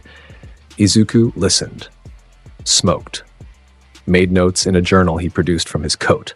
A different journal than the case file ones. This one older, leather-bound, filled with Constantine's handwriting from a life ago. He wrote in the margins, Izuku's handwriting beside Constantine's. 2 lifetimes collaborating on the same page. When Malphus finished, Izuku closed the journal, looked at the demon. "That's everything? Everything I have." Izuku nodded. Then he reached into his coat, pulled out the chalk, drew a sigil on the stone table. Fast, clean, the lines burning green as they settled. Malphus's eyes widened. The ward. This isn't a ward. It was a banishment seal. The sigil blazed. Malphus screamed. The human face tore apart like wet paper, and beneath it was the thing itself. A swirling mass of dark energy and consciousness, and 11 years of accumulated evil that had been sitting across from him wearing a suit. The banishment seal ripped into it, tore it from the host body, dragged it toward the exit, the plane it had come from, the depth it had crawled out of. "You promised," the demon screamed. "I promised nothing. I said we'd discuss terms. We discussed them. I decided the terms were, you leave." Izuku pressed his palm flat on the seal. The green fire intensified. "You're a contractor, Malphus. Contractors do not defect, they renegotiate, and I'm not stupid enough to harbor a renegotiating demon while a convergence is coming. You'd sell me to the demiurge the second you thought it would save you." The demon howled. The room shook. The stone walls cracked. Nemuri was on her feet, back against the far wall, watching with wide eyes and steady breathing. "Your intel is already in my book," Izuku said. "That's all I needed. Goodbye, Malphus." The seal completed. The demon was ripped away, torn out of the physical plane like a splinter pulled from skin. The host body, the human broker Malphus had been riding for years, collapsed to the floor. Izuku knew before he looked. Long-term high-tier possession destroyed the host from the inside. The broker's body was already cooling. The eyes were open, empty. Izuku looked at the body, didn't look away, didn't pretend it was anything other than what it was. A dead person on the floor, killed by the demon that had been using them, in a room beneath a street in Shinjuku, where the music was still playing and the patrons were still drinking, and the world above had absolutely no idea. "Is he dead?" Nemuri asked. She was beside him now, close. "He was dead years ago. The demon just hadn't bothered to tell the body." She looked at the body, at Izuku, at the burned sigil on the table. "You got what you needed. Every bit. The demiurge, the convergence, the timeline, the fault lines. Everything Malphus spent 11 years learning." He tapped the journal in his coat. "All in here." They left the Orchid Tower.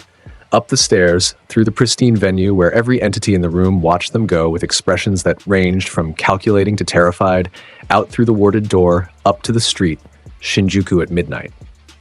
Neon and noise and the oblivious energy of a city that was weeks away from something it couldn't see, Izuku lit a silk cut, smoked in silence while Nemuri stood beside him. She didn't ask about the broker. She didn't ask about the decision to banish instead of protect.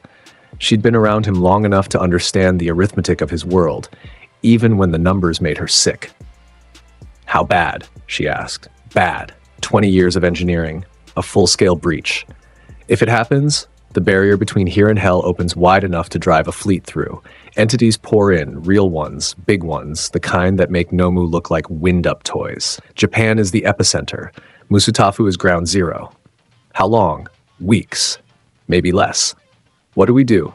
He looked at her. The neon caught her face. She was beautiful and fierce and scared and still standing next to him, which was the bravest thing anyone had done in either of his lifetimes. "We prepare," he said. "And we start with the man who's been feeding the convergence without knowing it." 3 days later, he was in Hosu. Aizawa's call had come at 7 in the morning. Clipped. Urgent.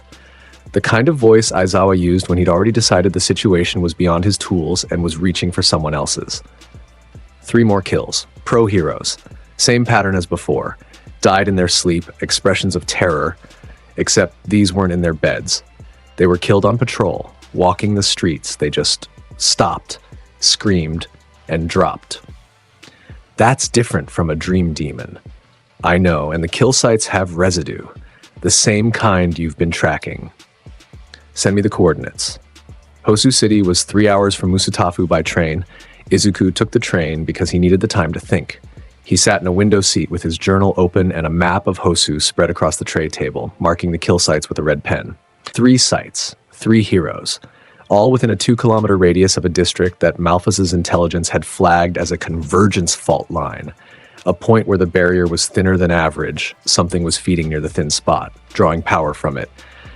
But the kills weren't demonic in the traditional sense. The residue Aizawa had described didn't match any standard infernal signature. It matched something human, conviction, belief, the specific energy that radiated from someone who had given themselves entirely to an idea and was burning with the purity of it. Izuku knew who he was looking for before the train pulled into Hosusen Station. The hero killer, Stain, Chizome Akaguro, the man who had been cutting through the pro-hero ranks with a blade and an ideology that made perfect sense if you started from the wrong premise. Stain killed heroes he deemed unworthy. He'd been operating for months, and despite every effort of the hero community, he was still free. And the entities on the other side of the barrier were watching him, drawn to his conviction the way moths are drawn to flame. The purity of his belief, its absolute, uncompromising sincerity, produced an energy that demons found irresistible. They weren't possessing him. They weren't influencing him. They were gathering near him, feeding on the ambient resonance of his kills, growing stronger with each hero who fell. The kills Aizawa had called about were overflow. Entities drawn to the fault line, gorged on Stain's energy, lashing out at nearby heroes because they could, because the barrier was thin enough here to reach through. Izuku found Stain at sunset, in an alley in the Hosu warehouse district, the kind of alley that existed specifically for meetings that shouldn't happen. Dead end, poor lighting, no cameras, walls too high to climb without effort. Stain was sitting on a crate, cleaning his blade. He wore the outfit the news had described: bandages, red scarf, the functional brutality of someone who'd turned themselves into a weapon and didn't bother with aesthetics beyond what served the function. His eyes were intense. The pupils were slit, a minor quirk mutation that gave him enhanced sight in low light, which explained his preference for night operations. Izuku walked into the alley with his hands visible. No cigarette. No theatrics. He'd approached this one straight because he'd read Stain's file and understood that the hero killer had zero tolerance for posturing. Stain looked up. The blade stopped moving. "You're the exorcist," Stain said. "The one from the USJ. Word gets around. You walk into a building full of enhanced villains and walk out without a scratch. The underground talks about you like you're a ghost story." He resumed cleaning the blade. "You're here for me. I'm here because 3 pro heroes died near your hunting ground, and the things that killed them are feeding on your leftovers." That made Stain stop. The blade went still. His eyes, those slit pupils, sharp and predatory, locked on Izuku. "Explain." Izuku leaned against the wall opposite. "You kill heroes. You believe you're purifying the system. That's your business, and I'm not here to debate your philosophy. But every time you kill someone near a fault line, a point where the barrier between this world and something worse is thin, the entities on the other side get a meal. Your conviction, mate, it radiates. It's the purest emotional energy most of them have ever tasted, and they've been following you like seagulls behind a fishing boat. 3 of them got strong enough to reach through the barrier and kill on their own. Those kills are on your tab." Stain stared at him. Processing. His face was unreadable, the expression of someone who dealt in absolutes and had just been handed something that didn't fit any of his categories. "I don't believe in demons," Stain said. "They believe in you, which is worse." Silence. The alley darkened as the sun dropped below the buildings. Somewhere in the distance, sirens. Stain stood. He was taller than the report suggested. The blade caught the last of the light. "If what you're saying is true," he said, "then the system is even more broken than I thought. Heroes so weak that things from another world can kill them just by reaching through a crack." That's one way to read it. Here's another. The system is broken because it produces people like you who burn so bright with conviction that the things in the dark come running. You're right that most heroes are inadequate. You're wrong that killing them fixes anything. All it does is feed the very things that make the system worse. Stain's eyes narrowed. "You speak like someone who's thought about this." "I've had a lot of time to think. Multiple lifetimes, in fact." They looked at each other. 2 men in an alley in Hosu. One who killed because he believed. One who exercised because he had to, neither trusting the other, both recognizing something in the other that was uncomfortable. a shared refusal to operate within a system they found contemptible, expressed in very different ways. The entities near the fault line, Stain said, the ones that killed those heroes. Can you remove them? That's why I'm here. Then show me. They didn't have to go far. 3 blocks from the alley, the air changed. Izuku felt it first. The pressure dropped, the way sounds became muffled, the specific frequency of wrongness that meant the barrier was thin enough to leak. Stain felt it too, in his own way. A tension in his muscles, an instinct older than language telling him something was close and hungry. The first demon hit them from above. It came through the barrier like a fist through wet paper. A black shape, amorphous, burning with stolen emotional energy. It was fast, it was strong. It was gorged on weeks of feeding near Stain's hunting grounds, and it had the bloated, aggressive confidence of something that had been eating well and wanted more. It dove at Stain. The hero killer moved, fast, blade up, slashing in a single arc that would have opened a human from shoulder to hip. The blade passed through the demon and out the other side. 0 effect. Steel didn't work on incorporeal entities. Stain had just swung his most lethal weapon at something and might as well have swung at fog. Izuku stepped in. His hand came up, 2 fingers, index and middle, pressed together. Green fire traced a sigil in the air between him and the diving entity. He spoke the word. The sigil pulsed. The demon hit the sigil like a bird hitting a window. The impact was visible, a flash of green and black, a sound like meat hitting concrete, and the entity rebounded, stunned, briefly corporeal. And in that brief second of corporeality, Izuku closed the distance and pressed his brass knuckles to its mass. The Enochian script on the brass blazed. The demon screamed. Izuku spoke the banishment incantation, 3 words in the old language, each one a hammer blow against the entity's hold on this plane. The demon came apart, shredded, torn into fragments of dark energy that dissolved like smoke in sunlight. Gone in 4 seconds, Stain stared. His blade was still extended. His eyes were wide. That, Izuku said, is what a real threat looks like. Your sword's very impressive against things with bodies. These things don't have bodies unless I make them. The second demon came from the ground. It erupted through the pavement. A surge of black energy that split the asphalt and sent debris flying. Bigger than the first. Hungrier. It had been nesting near the fault line for weeks, absorbing the ambient energy of Stain's kills, and it had grown. Arms. Dozens of them. Made of compressed darkness, reaching and grasping and tearing. Izuku dodged the first arm, ducked the second. The third caught him across the chest and threw him into a wall hard enough to crack the bricks. He hit the ground. Tasted blood. Got up, Stain was already moving. He couldn't hurt the demon, but he could distract it, moving fast enough to draw its attention, slashing at the arms, making noise. The demon turned toward the motion, reached for him. Izuku drew a circle on the ground with his boot. A quick, ugly binding circle, the occult equivalent of a field tourniquet. He slammed his palm down on it and spoke the word. The circle blazed green. The demon's lower body, its connection to the ground. Its anchor was caught, pinned. It thrashed. The arms swung wild. One of them caught Stain across the back and sent him stumbling. Izuku pulled the brass knuckles. Charged. The entity's upper body was still free, still swinging, and he had to get through the arms to reach the core. He moved through them, ducking, weaving, taking hits, each impact burning cold through his coat. An arm caught his shoulder, another caught his leg. He kept going, reached the core. Pressed the brass to it. The banishment incantation ripped through the demon. It came apart harder than the first, screaming, thrashing, the arms dissolving one by one as the incantation stripped away layer after layer of stolen power. The core collapsed. The entity was expelled. Izuku stood in the ruined street, breathing hard. His coat was torn in 2 places. His shoulder ached where the arm had connected. There was blood on his lip from the wall impact. The third demon manifested 20 feet away, the biggest of the 3. It had been waiting, watching its companions die. Learning. It came at them differently. Instead of charging or erupting, it spread, a wave of darkness rolling across the street like oil, like coating everything it touched. Streetlights died. Windows went black.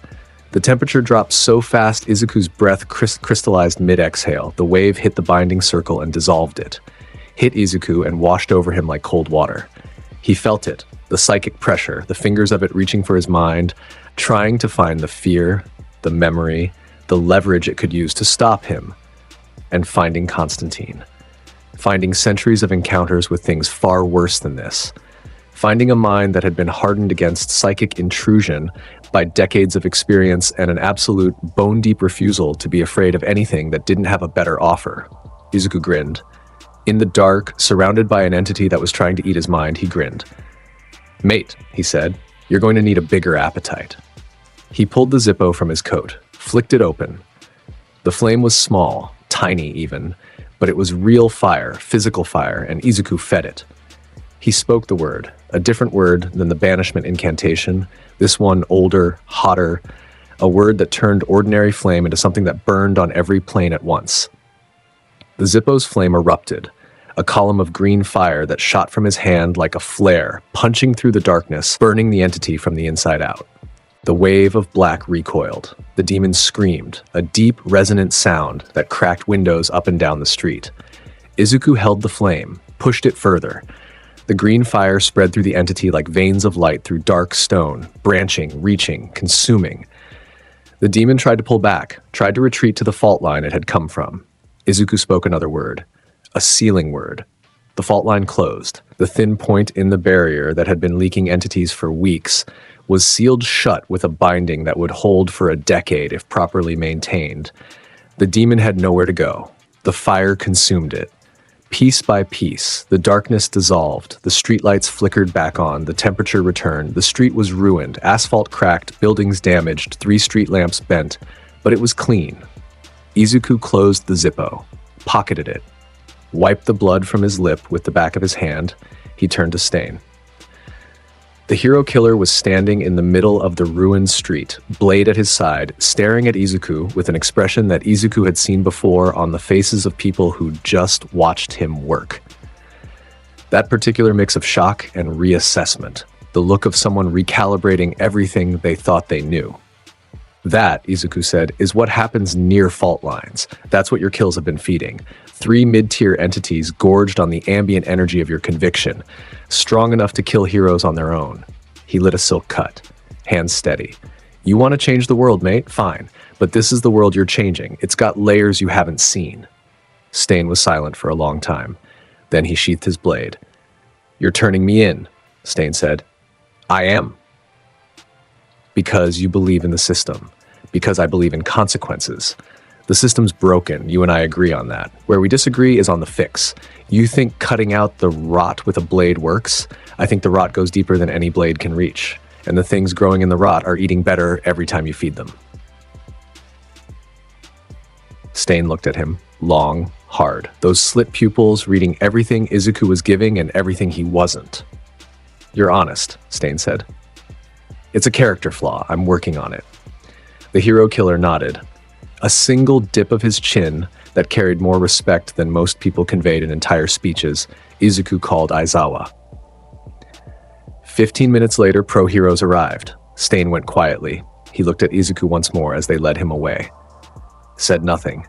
The look was enough. Izuku didn't watch them go. He was already moving, because the intelligence from Malphas had mapped the convergence fault lines across Japan, and Hosu was only one of them. There were dozens, and each one was leaking.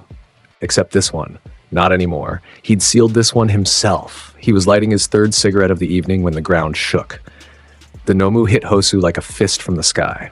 3 of them, enormous, enhanced, dropped from above into the commercial district half a kilometer from where Izuku was standing. They were different from the USJ models, bigger, more refined, and at least 2 of them burned with infernal signatures that made Izuku's teeth ache. The League. Still operating, still enhancing their weapons with stolen demonic power, pro-heroes scrambled. Emergency sirens screamed across the city. Izuku heard the impacts, buildings crumbling, explosions, the specific heavy concussion of something very big hitting something very hard. He moved toward the chaos, running now. Trench coat streaming behind him, satchel bouncing against his hip. The streets emptied as civilians fled in the opposite direction. He ran through them like a salmon going upstream. He reached the commercial district in 3 minutes. 2 of the Nomu were engaged with a group of heroes who were, to their credit, fighting hard and to their detriment, losing. The third Nomu had broken away and was heading toward a residential block. Izuku intercepted the third. The sigil came first. 2 fingers, green fire, the stripping incantation he'd used at the USJ. He drew it in the air and hurled it at the Nomu's chest.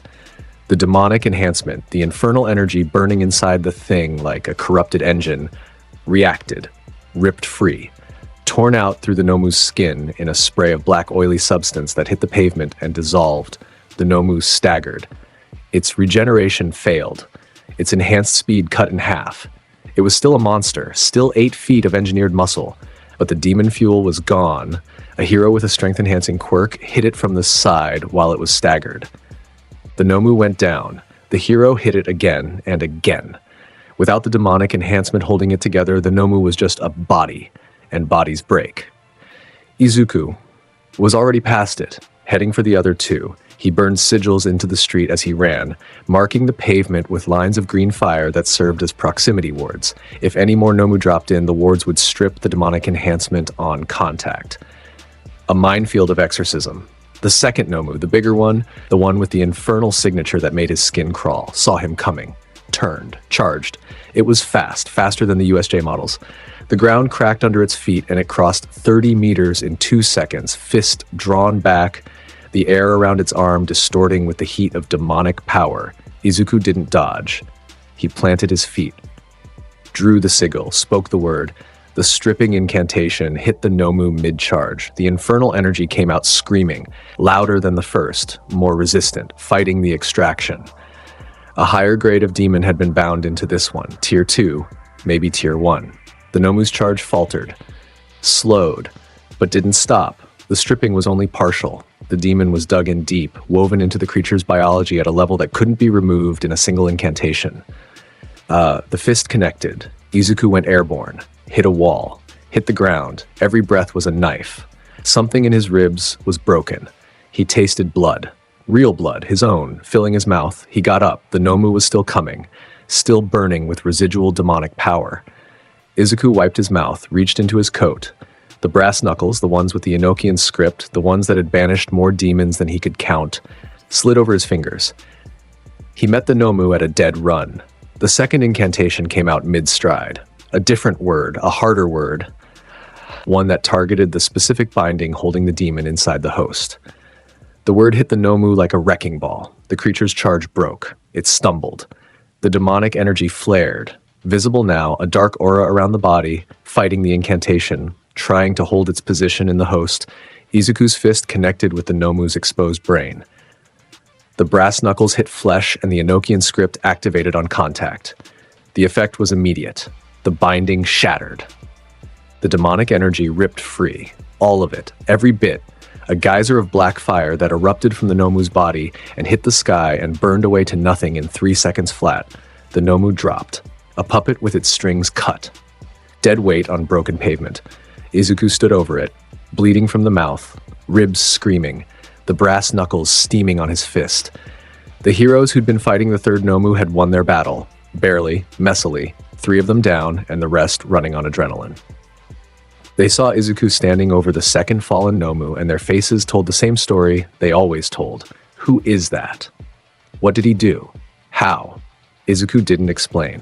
He checked the perimeter. The wards he'd burned into the street were holding. The fault line he'd sealed earlier was still shut. The Nomu attack was over. He walked out of Hosu before the media arrived, took the train back to Musutafu with broken ribs and blood on his shirt, and the knowledge that the League was still active, still enhanced, and still being used, whether they knew it or not, as instruments of the convergence. He had weeks, maybe less. And the next stop on the map was a Yakuza compound in a district of Musutafu that smelled like chemicals and old blood. The information came through a contact Izuku had maintained for 2 years, a low-tier demon, barely more than an imp, that traded intel for a guaranteed exemption from banishment. It was the occult equivalent of a confidential informant, small, scared, and motivated entirely by self-preservation. The imp met him at his office 3 days after Hosu. It materialized on the desk, 6 inches tall, vaguely humanoid, skin like old leather, eyes like cigarette burns. It sat on his case files and trembled. "There's a man," the imp said. Its voice was like paper tearing. "In the Shi Hasaikai compound. Underground.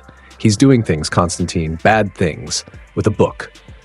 What kind of book? The old kind. The kind that shouldn't exist anymore. The kind that tells you how to break things apart and put them back wrong.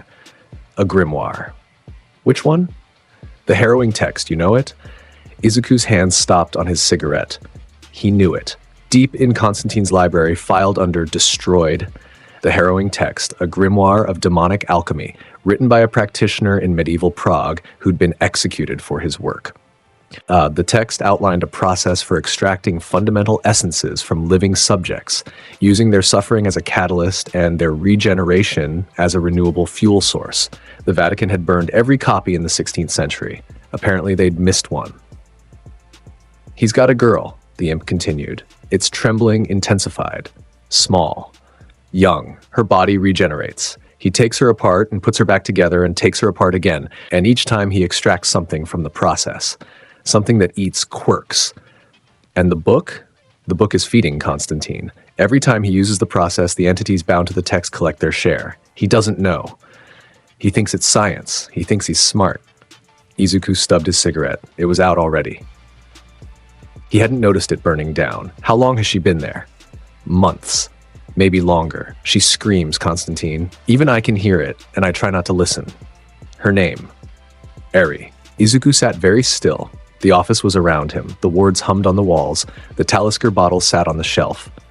Outside, Camino breathed its diesel and regret breath. He thought about Newcastle, about a girl named Aoi, about a basement in Camino where he'd been 15 and cocky and a demon had taken a child's soul because he hadn't been good enough to stop it, about walls in Hokkaido, about eyes that stared at nothing. The cigarette between his fingers had burned to the filter. The skin underneath was warm. He hadn't moved. Then he stood up, put on his coat, checked the satchel. Chalk, iron filings, brass knuckles, ritual blade, copper dish, raven feather brush, silver flask, and the journal with Malphas's intelligence and Constantine's handwriting and his own notes in the margins. He looked at the imp. You did right coming to me. I did right saving my own skin. Don't make it noble. I never make anything noble, mate. It's unbecoming. He left the office. 3 a.m. Camino was dead at 3 a.m. Even the sirens took a break. The streets were empty. Rain had come and gone, leaving the pavement wet and reflective. His boots splashed in the puddles. The Shi Hasaikai compound was in a district of Musutafu that had been old money once and was organized crime money now. The buildings were traditional. High walls, heavy gates, the architecture of generational power. Izuku had mapped the compound from Malphas's intelligence and his own reconnaissance. 3 underground levels. The laboratory was on the lowest. He approached from the service entrance on the east side. A maintenance door, steel, locked, and warded. He could feel the wards from 20 feet away. Crude work, amateur hour. Chisaki had gotten his hands on the harrowing text and had learned just enough about occult protection to be dangerous to himself. The wards were layered wrong, overlapping at angles that created interference patterns. They looked strong from the outside. From inside, they were fighting each other. Izuku pressed his palm to the door, whispered 3 words. The wards turned inward. The interference pattern amplified. The wards canceled each other out. The lock clicked. He was inside. The compound's upper level was dark, sleeping.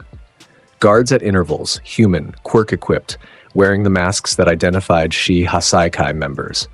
Izuku moved through them like water through cracks. He didn't fight them because he didn't need to. A minor glamour, the same kind he'd used on the Hero Commission representatives, made their eyes slide off him. They looked in his direction and saw a shadow. A trick of the light. Nothing there. Down the first staircase. The air changed. Heavier. The smell of chemicals, industrial cleaners, medical disinfectant, and underneath both, the specific copper-sweet stink of blood that had been spilled repeatedly in the same place. Down the second staircase. The walls were concrete here, reinforced. The lights were fluorescent and harsh. He passed rooms, storage, equipment, the infrastructure of an operation that required supply chains and logistics, and the kind of detailed planning that spoke to months or years of work. Down the third staircase, the lowest level. The smell was overwhelming here, blood and chemicals, and something beneath both that Izuku knew from the deepest parts of his education. Suffering. Prolonged suffering, used as fuel. the specific resonance of pain that had been inflicted systematically, repeatedly, for a purpose. It hung in the air like humidity. It made the wards on his coat, the ones sewn into the lining, glow faintly, reacting to the ambient infernal energy. He found the laboratory. Steel door. Unlocked. Chisaki was confident in his external security. The door opened onto a room that was half medical facility, half altar.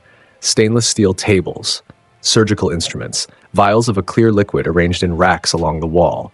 Hundreds of them, each one a completed dose of whatever Chisaki had been extracting. And in the center, a glass partition, and behind the glass, Eri, she was sitting on the floor. Small, so small. White hair, a horn on her forehead that was cracked and discolored from repeated trauma. She was wearing a hospital gown that was too big for her. Her arms were bandaged, her eyes were open. They weren't looking at anything. Izuku stood at the glass. He breathed in. He breathed out. The cigarette between his fingers was dead. He didn't light another. He looked at her and saw Aoi. Saw the girl in Hokkaido. Saw the stare. Saw the emptiness.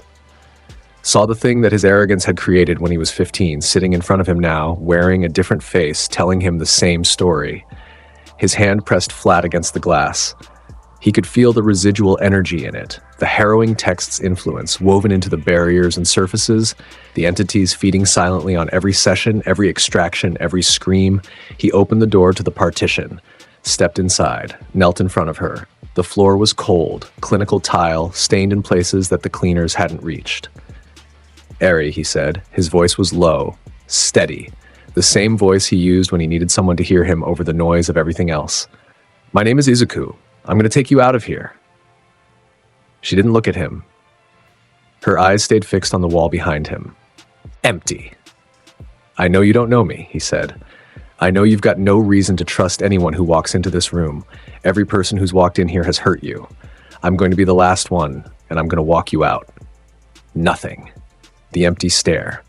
The bandaged arms. He took off his trench coat. The sigils in the lining flickered as they left his body, losing their contact with the anchor, the warmth, the years of wearing. He placed the coat around her shoulders. It swallowed her. She was tiny. The coat pooled around her on the floor like a tent. She blinked. The coat was warm. He could see the change. A micro flinch, a fraction of recognition. Warmth, unfamiliar. She had been cold for so long that warmth itself was a foreign thing. That's my coat, he said. It's been to hell and back. Literally. It's got protective sigils stitched into the lining that'll stop most things from touching you. You keep it for now. He scooped her up. She weighed nothing. A bundle of bones and hospital gown and his coat, small enough to hold in one arm. She didn't resist. She didn't respond. She let herself be lifted the way a doll lets itself be lifted, without participation, without opinion. He carried her out of the partition, through the laboratory, past the racks of doses, past the instruments. He paused at the door. The journal was in his satchel. The harrowing text was on a stand in the corner of the lab. Old, leather-bound, pages thick with age and use, the binding crawling with script that shifted when you looked at it directly. Izuku could feel it. The entities bound to the text embedded in its pages, feeding on every use. Parasites. Ancient ones. He set Eri down on the cleanest surface he could find, a chair near the door, the coat wrapped around her. Don't move, love. 1 minute. He crossed to the grimoire, took it from the stand. The pages burned hot in his hands. The entities inside reacted, hissing, writhing, pushing against his grip. He spoke the destruction incantation, one word for each page. The grimoire began to burn, green fire eating through the text from the inside out, consuming the ink, the binding, the parasites, the accumulated evil of centuries of misuse. Each page flared and turned to ash. The entities screamed, high, thin, desperate, as their anchor was destroyed. They were ripped from the text and expelled, banished to whatever hole they'd crawled from, stripped of their feeding ground. The last page burned. The grimoire was ash. The ash was inert. The laboratory's ambient infernal energy collapsed. Every ward, every enhancement, every invisible infrastructure that Chisaki had been using without understanding its source, all of it gone. The room felt different. Cleaner. Like a window had been opened in a room that had been sealed for years. The doses in the racks, hundreds of them, went cloudy. The active component sustained by the infernal energy was degrading. Within hours, they'd be water. Izuku picked up Eri. She was still silent, still empty, but she was looking at him now. Her eyes had found his face, the first movement toward engagement, the first sign that something behind those eyes was still present. He carried her to the staircase, started climbing. On the second level, Kai Chisaki was waiting. He stood in the corridor in his Plague Doctor mask and his green coat. His hands were bare.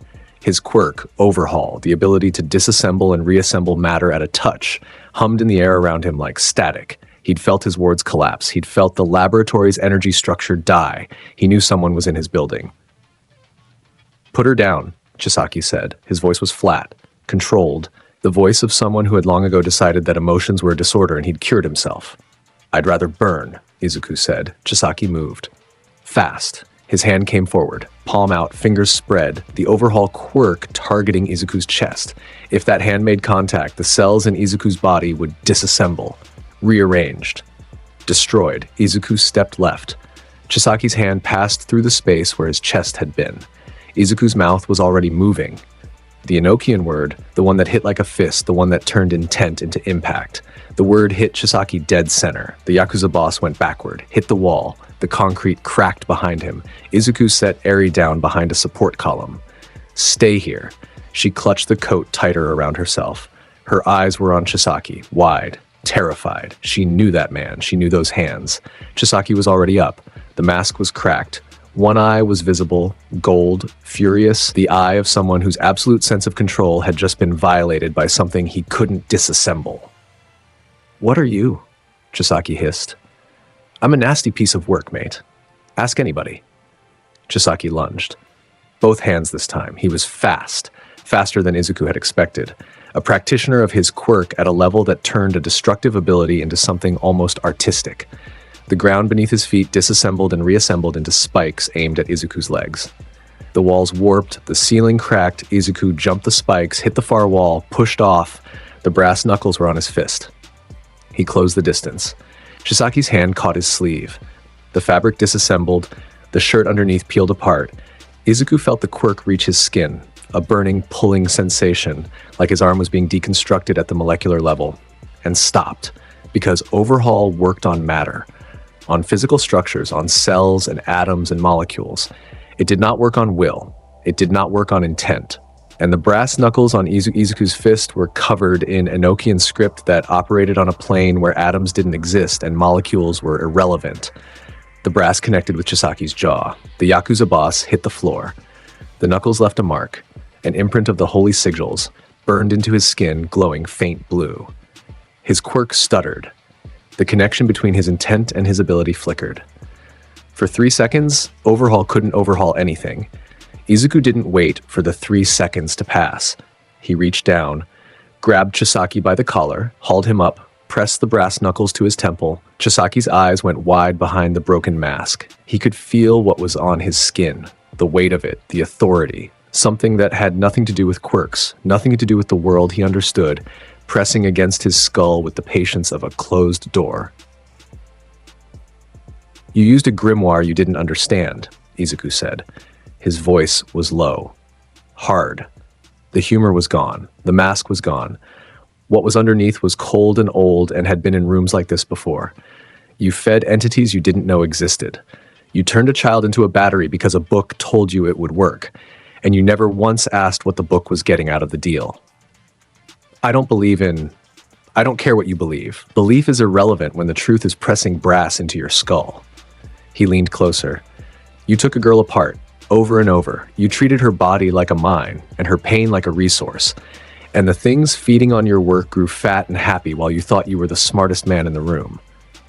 Chisaki's gold eyes stared at him. Something in it shifted. Fear, maybe? Or the beginning of understanding, which was worse, because understanding meant he knew what was coming. Izuku spoke the incantation. The one for final banishment, the one that stripped a soul of every demonic attachment, every borrowed protection, every deal made in darkness. It wasn't an attack, it was a clearing, a cleaning. Like ripping bandages off a wound so infected that the bandages had become part of the infection. Chisaki's soul, its infernal architecture, the connections to the entities that had been feeding through his work, every invisible thread that had been sustaining his operation, was cut, all at once, Every attachment severed, every protection removed. Kai Chisaki, for the first time in his adult life, was spiritually naked, exposed. Everything he was laid bare. Izuku looked at what was there, and what was there was rot, a soul that had chosen its path, that had taken a child and turned her into a product and felt nothing about it because feeling was a disorder and he'd cured himself. Izuku pressed the brass harder, spoke the final word. Chisaki dropped. His body stayed. He was gone. The soul, stripped of everything, sent to whatever judgment awaited it without a single bargain or shield or deal to soften the landing. Izuku stood over the body. His arm ached where the quirk had started to deconstruct it. The skin was raw, red, half-healed by the residual energy of the brass knuckles sigils. He flexed his hand. It worked. That was enough. He went back for Eri. She was behind the support column. The coat was around her. Her eyes were on him. "Is he gone?" she asked. Her voice was tiny, ragged from disuse, but it was a voice. She was speaking. She was present. "He's gone, love. Gone for good." He picked her up, carried her through the compound, up the stairs, past the guards who were still looking at shadows and seeing nothing, out the service door. Into the Musutafu night, he called Nemuri from the street. "I need you," he said. "Where?" "Shihasai compound. East entrance. Bring blankets. Bring food. Bring whatever you'd bring for a child who hasn't been treated like a child in a very long time." A pause on the line. "How old?" 5, maybe 6. I can't tell. Another pause. Longer. "I'll be there in 20 minutes. She was there in 15. Nemuri took Eri from his arms. The handoff was gentle. Eri flinched, then didn't, because Nemuri's hands were warm and her voice was soft, and she smelled like perfume instead of chemicals. And the difference was enough to keep the child from retreating. "She needs someone who knows how to be gentle," Izuku said. "That's you." Nemuri looked at him, at the raw skin on his arm, at the absence of his coat, at the thing behind his eyes, the thing that was Newcastle and Aoi and every child he hadn't saved answered by the child he had, burning in him like a coal. She took Eri. She didn't ask questions. She understood the economy of this moment, that asking would cost time, and time was something Eri needed spent on her, not on explanations. Izuku watched them leave. Nemuri's car pulling away from the curb, Eri wrapped in his coat in the back seat. A small figure in a large coat, swallowed by its folds, watching him through the rear window as the car moved down the street. He lit a silk cut. His hands were shaking. Just once. Then steady. He turned back toward the compound. There was cleanup to do. Bodies to arrange. Evidence to position. The kind of work that happened after the main event, the janitorial service of the occult world, making sure that what happened here made enough sense from the outside that the right authorities would find the right things and reach the right conclusions. He worked until dawn. Then he walked home. The weeks that followed moved fast and tasted like smoke and preparation. Izuku's mapping of the convergence fault lines, built from Malphas's intelligence, refined by his own fieldwork, covered every wall of his office. Red string connected pins on a map of Musutafu. Notes in 2 handwritings filled the margins. The pattern was clear. The fault lines formed a circle. The epicenter was Kamino Ward. His ward. His ground. Nezu called twice. Izuku answered both times. The principal's voice carried the specific tension of someone who understood the scale of the problem and was managing the gap between what he knew and what he could act on. "The convergence," Nezu said during the second call. "You're certain?" "Malphas's intelligence confirms what I've been tracking for months. The fault lines are aligned. The barrier is degrading. We have days, Nezu. A week at most." "What do you need?" "People. Specific people at specific points around the ward. The ritual I'm building requires anchors. Living anchors. Individuals strong enough in will or ability to hold a piece of the containment grid while I handle the center." "How many?" 4. 1 at each cardinal point. They do not need to understand what they're doing. They need to stand where I tell them, hold what I give them, and refuse to move. I can give you Aizawa, midnight, for the other 2. I have them. The underground owes me. There are practitioners who will hold a position if I ask. And at the center, that's me. A long silence. "Mr. Midoriya, the center of a containment ritual designed to absorb and invert the energy of a full-scale convergence event is, to use a term you'd appreciate, the worst place to stand in the entire city. It's the only place, Nezu. The anchor has to be someone the demiurge recognizes, someone with enough infernal history written on their soul to serve as a lightning rod, someone marked. You're describing a sacrifice. I'm describing a conductor. There's a difference, a small one. I'm hoping it matters. Nezu was silent again. Then, what about your soul contract? If I die, the contract collects. The first of the fallen gets his prize, which means the first has a vested interest in my survival. Dead Izuku goes to hell, which is what the devil wants. But the devil is patient and would prefer I accumulate more experience and memory before collection. A living Izuku is a soul that grows in value, so the contract actually works in my favor here. The devil doesn't want me dead yet. You're gambling that the devil's greed outweighs the risk. Mate, I've been gambling on that since I was 16. Haven't lost yet. The days burned down. Izuku prepared with the focus of a man building a bomb he intended to stand on top of when it went off. He planted sigils at each anchor point, north, east, south, west, walking the perimeter of a circle 3 kilometers in diameter, chalking symbols into concrete and asphalt and stone, binding them with words that turned ordinary marks into structural elements of something vast. He briefed Aizawa. The pro-hero listened in his characteristic silence, asking 3 questions, all of them pointed. What he's holding, how long he holds it, what happens if he lets go? A warded anchor stone, Izuku answered. As long as the ritual lasts, and if you let go, the containment grid collapses and everything in Kamino Ward dies. Aizawa took the anchor stone, turned it over in his hands, a piece of obsidian engraved with binding sigils small enough to fit in a palm, heavy with infernal charge. Northern Point, Aizawa said. What time? Midnight. Obviously. Obviously, he briefed Nemuri. She held her anchor stone, rose quartz, because the eastern point required a different mineral resonance, and looked at him with eyes that burned. If you die in that circle, I will handle it. If you die in that circle, Izuku, I will walk into hell myself and drag you back. He kissed her, hard, like he was pressing something into her memory that would survive whatever happened next. She kissed him back. The anchor stone was warm between their hands. I'm hard to kill, love, he said. You'd better be. The night of the convergence arrived like a held breath finally releasing. Kamino Ward at midnight. The streets were empty. Nezu had arranged an evacuation under the cover of a gas leak report, clearing the ward of civilians with the kind of efficient deception that only someone with Nezu's resources and intelligence could pull off. The sky above Kamino was wrong. The clouds had formed a spiral, tight, rotating, centered directly above the ward. The underside of the spiral glowed, faint at first, then stronger.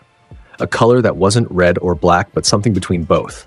The color of a barrier being forced open from the other side. Izuku stood at the center of the circle, alone. The pavement beneath his feet was covered in sigils, layers of them, drawn over days, reinforced with blood and chalk and iron and intent. The containment structure radiated outward from his position like a spider's web made of light and will. At each cardinal point, an anchor held their position, north.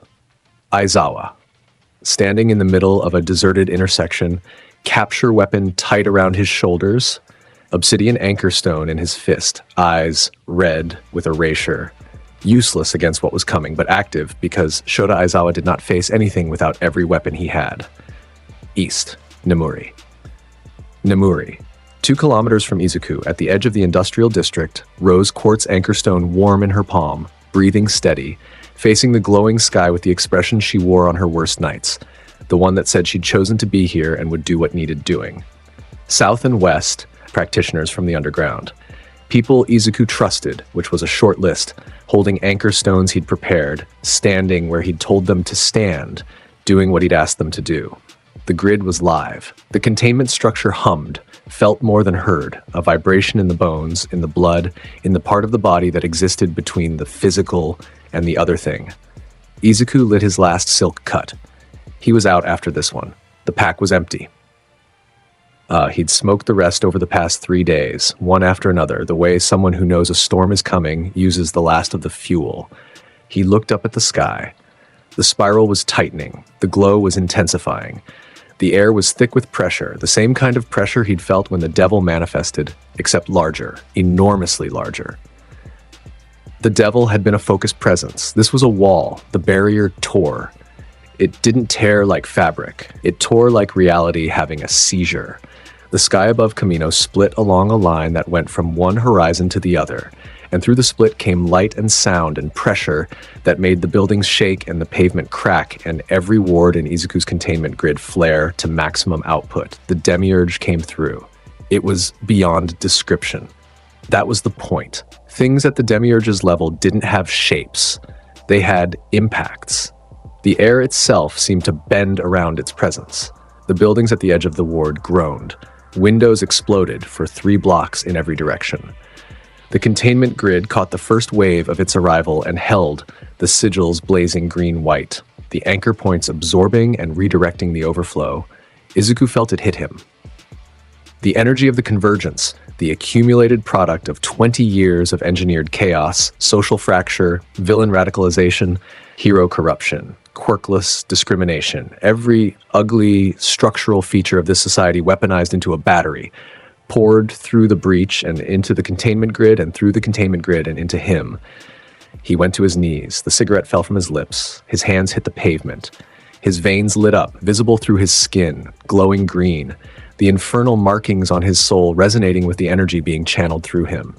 Constantine's knowledge. Every lifetime, every incantation, every deal, every banishment, every moment of occult experience stored in his soul blazed like a beacon. The demiurge saw him, recognized him. Something at the core of its vast, featureless presence focused, a spotlight, an attention, an ancient intelligence looking at the small figure at the center of its arrival point and recognizing the specific audacity of what was being attempted. Izuku screamed. He hadn't planned to. The energy was too much. It was like trying to drink the ocean through a straw, like holding a live wire with your bare hands, like standing in front of a waterfall and trying to push it back up the cliff. His body was the conduit. His soul was the filter. And the demiurge was everything the barrier had been holding back, pushing through all at once.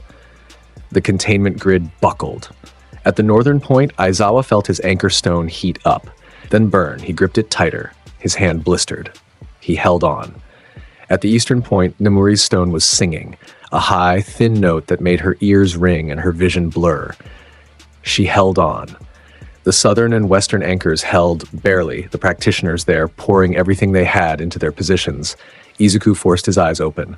The world was layered, physical reality and the infernal plane overlapping, 2 images superimposed, and in the space between them, the demiurge pushing, always pushing, trying to widen the breach. He started the inversion. The words came from somewhere deeper than memory, deeper than Constantine, from the place where knowledge becomes instinct, and instinct becomes will, and will becomes the only thing standing between what is and what shouldn't be. He spoke, and the containment grid responded. The sigils reversed polarity, the energy that had been flowing inward, from the breach, through the grid, into him, reversed, flowed outward, back toward the breach, back toward the demiurge. The effect was immediate. The breach, which had been widening, stopped, trembled, began to close. The demiurge's pressure reversed. Instead of pushing through, it was being pushed back, compressed. The energy it had accumulated, the 20 years of stolen chaos and fear and violence, was being reflected back at it through the same channel it had used to deliver it. The demiurge fought. It pushed harder. The breach widened again, a centimeter, an inch. The containment grid screamed. At the northern anchor, Aizawa's obsidian stone cracked. He pressed it together with both hands, holding the break closed by force. Blood ran from his palms. Izuku pushed harder. The green light from his veins intensified. His nose bled. His ears bled. The words he was speaking were burning his throat. Old words, words meant for things older than human vocal cords, and the toll was physical and immediate. He thought about Eri, small and empty, in a cold room. He thought about Aoi, staring at walls. He thought about every person he'd saved and every person he hadn't, and the city above him that didn't know it was about to stop existing, and the woman holding a rose quartz stone 2 kilometers away who'd looked at the worst parts of him and chosen to stay.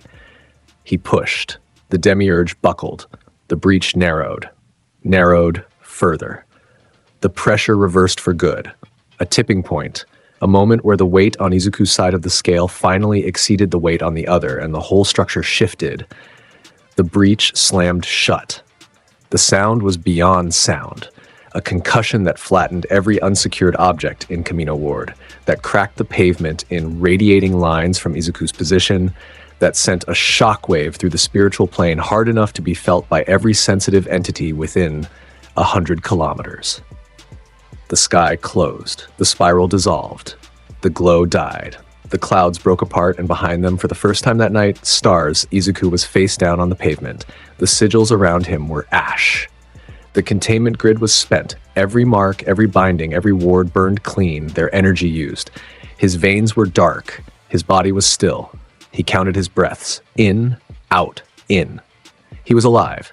His arms pushed against the ground. His body protested, every muscle screaming, every joint aching, the specific exhaustion of a body that had been used as a conduit for something that bodies were never meant to contain. He got to his knees, then to his feet. Camino Ward was standing. The buildings were damaged, windows gone, structural cracks, streetlights blown, but standing. The ward existed. The city existed. The breach was sealed. He reached for his cigarettes. The pack was empty. Right, last one. He'd smoked it before the convergence. Bollocks, he said. He stood in the center of a ruined circle in the middle of an evacuated ward in the heart of Musutafu, and he was out of cigarettes, and he was alive. Nemuri reached him first. She came running, actually running, flat shoes and all, across the cracked pavement and the ash-covered streets. She hit him at full speed, and he caught her, barely, because his arms felt like they were made of wet paper. But he caught her, and she held him, and he held her, and they stood in the ash, and neither of them spoke, because speaking would have required letting go. Aizawa arrived 4 minutes later.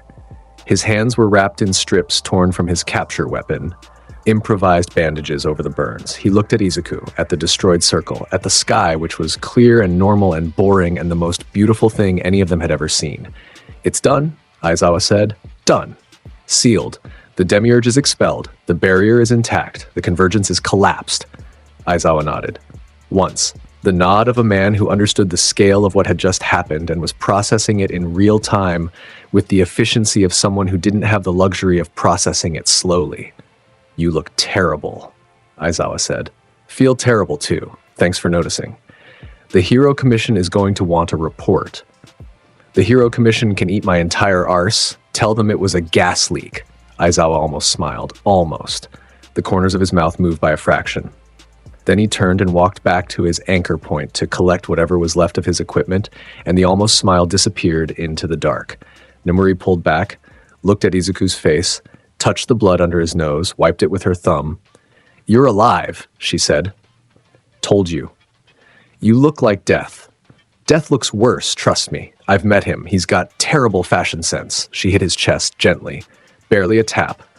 Then she pulled him close again and held on, and he let her, and the stars turned slowly above Camino Ward, and the city breathed, and somewhere in the deep places the demiurge retreated, and somewhere in the deeper places the first of the fallen smiled because his investment was still paying dividends. 2 days later, Camino Ward, morning, the office was clean, rebuilt for the 3rd time this year, a personal record that Izuku was not proud of. New glass in the window, new whiskey on the shelf. The desk's crack had been filled with wood putty and sanded smooth, which made it look like a scar, which was appropriate. The wards were fresh, the strongest he'd ever drawn, rebuilt from the ground up, with everything he'd learned from the Convergence battle. New case files sat on the desk. 3 of them. The occult underground didn't take holidays. Izuku sat in his chair, poured himself a drink from the new bottle, a 15-year scotch, a gift from Nezu's office with a note that read, "For services rendered. The rest of us are still debating what to call what happened. En Hishrai." He drank it. It was excellent, better than he deserved. He poured another. His phone buzzed, a message from an unknown number. "Round 2. When you, all for one. Still alive. Still out there. Recovering from what the devil had done, licking wounds that went deeper than flesh, and already circling back. Already planning. Because men like All For One didn't stop. They couldn't. The compulsion to acquire, to control, to consume, it was the engine that ran them, and the engine didn't have an off switch. Izuku read the message, folded it, physically, though it was digital. He'd printed it because the gesture mattered, held the paper over the Zippo, watched it burn, dropped the ash into the ceramic bowl that served as his ashtray. Round 2. Eventually. He had time. He had Constantine's library in his skull, and he had his own experiences layered on top. The convergence, the devil's cure, the things he'd learned by channeling an ancient entity through his own body and surviving. What he carried now was something new. Something that had never existed in any of Constantine's lifetimes, because Constantine had never been Izuku Midoriya, and Izuku Midoriya had never been anyone else. The overlap of two lives had produced a third thing. A body of knowledge and instinct and will that was greater than either part alone. All for one was coming. That was certain. And when he came, Izuku would be ready. Would have to be. Because the cure was not permanent, and the contract was not canceled, and the world he'd saved was still broken in all the ways it had been before the convergence, just without the supernatural threat amplifying the fractures. He finished his drink, set the glass down, picked up his coat from the hook, repaired, rewarded, the torn section stitched with new thread and new sigils. He put it on, one shoulder, then the other. Collar popped, hands smoothing the lapels, he went to see Eri. Nomuri had taken the girl to a safe house, a 2-bedroom apartment in a part of Musutafu that was quiet and green and about as far from the Shi-Hasaikai compound as geography and psychology allowed. Izuku had paid for it. Anonymously, through 3 layers of financial redirection. Because he wasn't about to leave a paper trail from a condemned man's bank account to a child's new home, he knocked. Nomuri opened the door. She was in civilian clothes, soft, comfortable, the kind of clothes you wear when you're not performing for anyone. Her hair was down, her face was open. She looked like herself, which was different from looking like Midnight, and the difference mattered. She's in the living room, Nomuri said. She had breakfast, most of it. She's getting better with food. Izuku went in.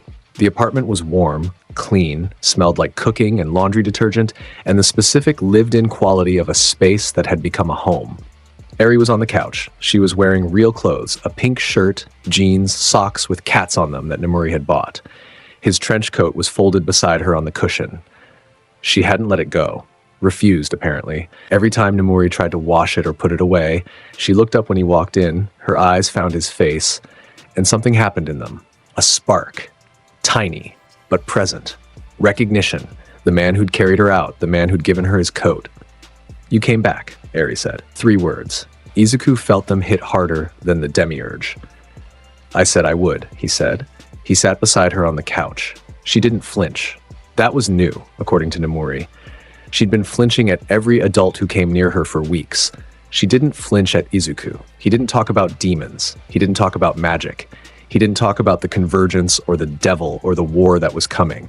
He talked about the city, about the fish market on the way to the office. The one that smelled terrible and sold coffee from a cart run by an old man who'd been there for 30 years and who put too much sugar in everything and called every customer chief. "The coffee's awful," Izuku said. "Best in Camino, though. Low bar. Why do you drink it if it's awful? Because awful things can still be good if you know how to look at them. Love." She was silent for a moment. Then, "Can I see it?" "The fish market." "When you're ready." "When will I be ready?" He looked at her, small, scarred. The horn on her forehead was healing, the cracks filling in, the color returning. She was sitting on a couch in an apartment where someone cared about her, wearing clothes that fit, asking about a fish market. "Sooner than you think," he said. He stayed for an hour. Nomuri made tea. The 3 of them sat in the living room, and the conversation was small and warm and completely ordinary. And Izuku realized, with the same creeping surprise he felt every time something good happened to him, that this was what it felt like. The thing Constantine had spent every lifetime running from and reaching for. The thing that made the rest of it bearable. Connection. Simple, imperfect, alive. He left at 6, kissed Nomuri at the door. She held his face in both hands and looked at him the way she always did, seeing everything, accepting everything, daring him to try to scare her away. "Dinner," she said. "Tonight, don't say you're busy. I know your schedule. You always know my schedule. I always will." He walked back to the office. The evening air was cool, clean. Camino was recovering. The evacuation had ended. The residents had returned. The structural damage was being repaired by city crews who had been told it was an earthquake. The lie was thin but functional. Lies usually were. His phone had 4 messages, 2 from clients, new cases, the occult underground's endless inventory of problems that needed someone with a trench coat and a library in his skull. 1 from Aizawa, forwarding a police incident report about a haunting in the Tatooine district that matched signatures Izuku had documented in his files. 1 from Namuri, dinner. Tonight. 8 p.m. Wear something that isn't a trench coat. Kidding. Wear the trench coat. You look good in it. He read them all, put the phone away, looked at his office.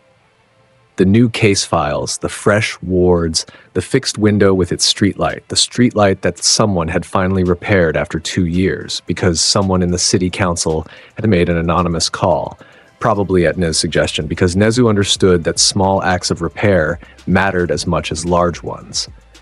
The orange light of the streetlight painted bars across the floor. The wards hummed.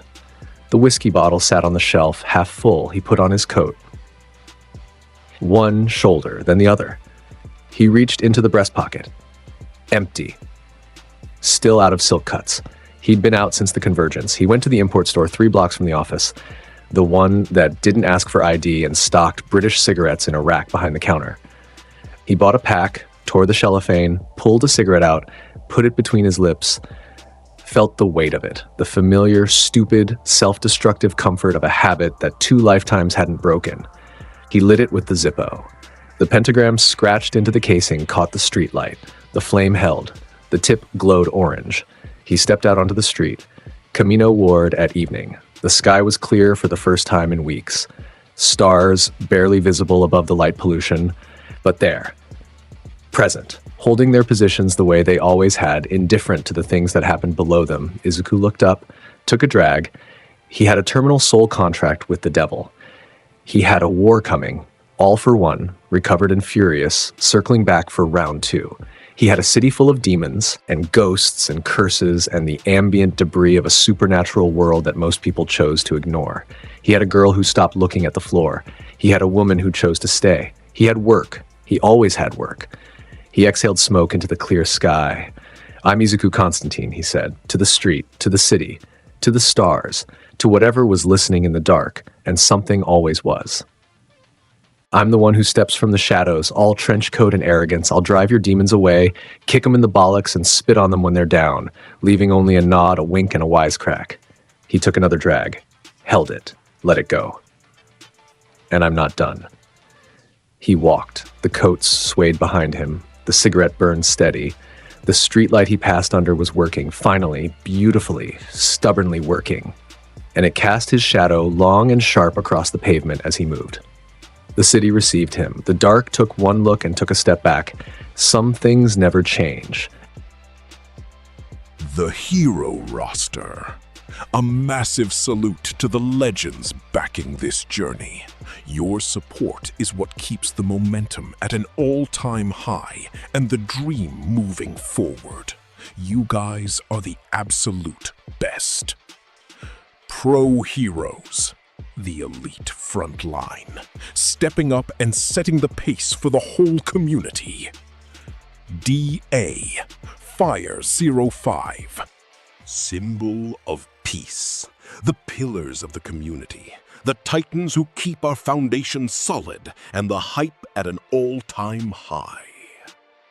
Alex Morgan, Ray Various, Blaze, that other guy too, Chad Reynolds, Zachariah Allison, Tamaki 68 Rimuru, Kelvin Bowman, Mr. Panda, Azatros, Dweller of the Deepest Depths, Damian Leon, Jacob Rops, Christian Mullins, Bully Maguire Shadow, Neostar Productions, Assail Cardenas, Shaquan Simmons, Thunder, Sunwind 631, Elijah Saunders, Peter Hamilton, Freddie Rose, Omega, Akuma no Akami, Chris Talley, Remorsefuls, Black Vein, Joshua Hedrington, Aaron Abercrombie, Drift SK8er, Corey Tokars, Quan Yen Thompson, Jan, Devin Black, Crow, Dasher Games, Joe Bruce, Ray Von Crimson River, Dante Alistair, Adam Yonkers, Blood Saints, Donna Cafe, Zeph, Casey, Howie 60, Ignacio. Hope of the universe, the ultimate guardians, celestial tier supporters whose impact literally shines across the galaxy. Noroi Uzumaki Uchiha, Keishan, Coldbane 4, The Maniac 563, Sean Brooks, Debs, L.S. Morningstar, Marl, Spintown, I Shoot X50, Greg Green, James, Quanyan Thompson, Juan, and Zeno KJ. And that's the full story of Izuku Constantine, the man who had no quirk, no backup, and absolutely no chill, and still made the devil blink first. If this hit different, you already know what to do. Like, subscribe, and turn on notifications, because we are not done cooking. More stories like this are coming. Don't miss it.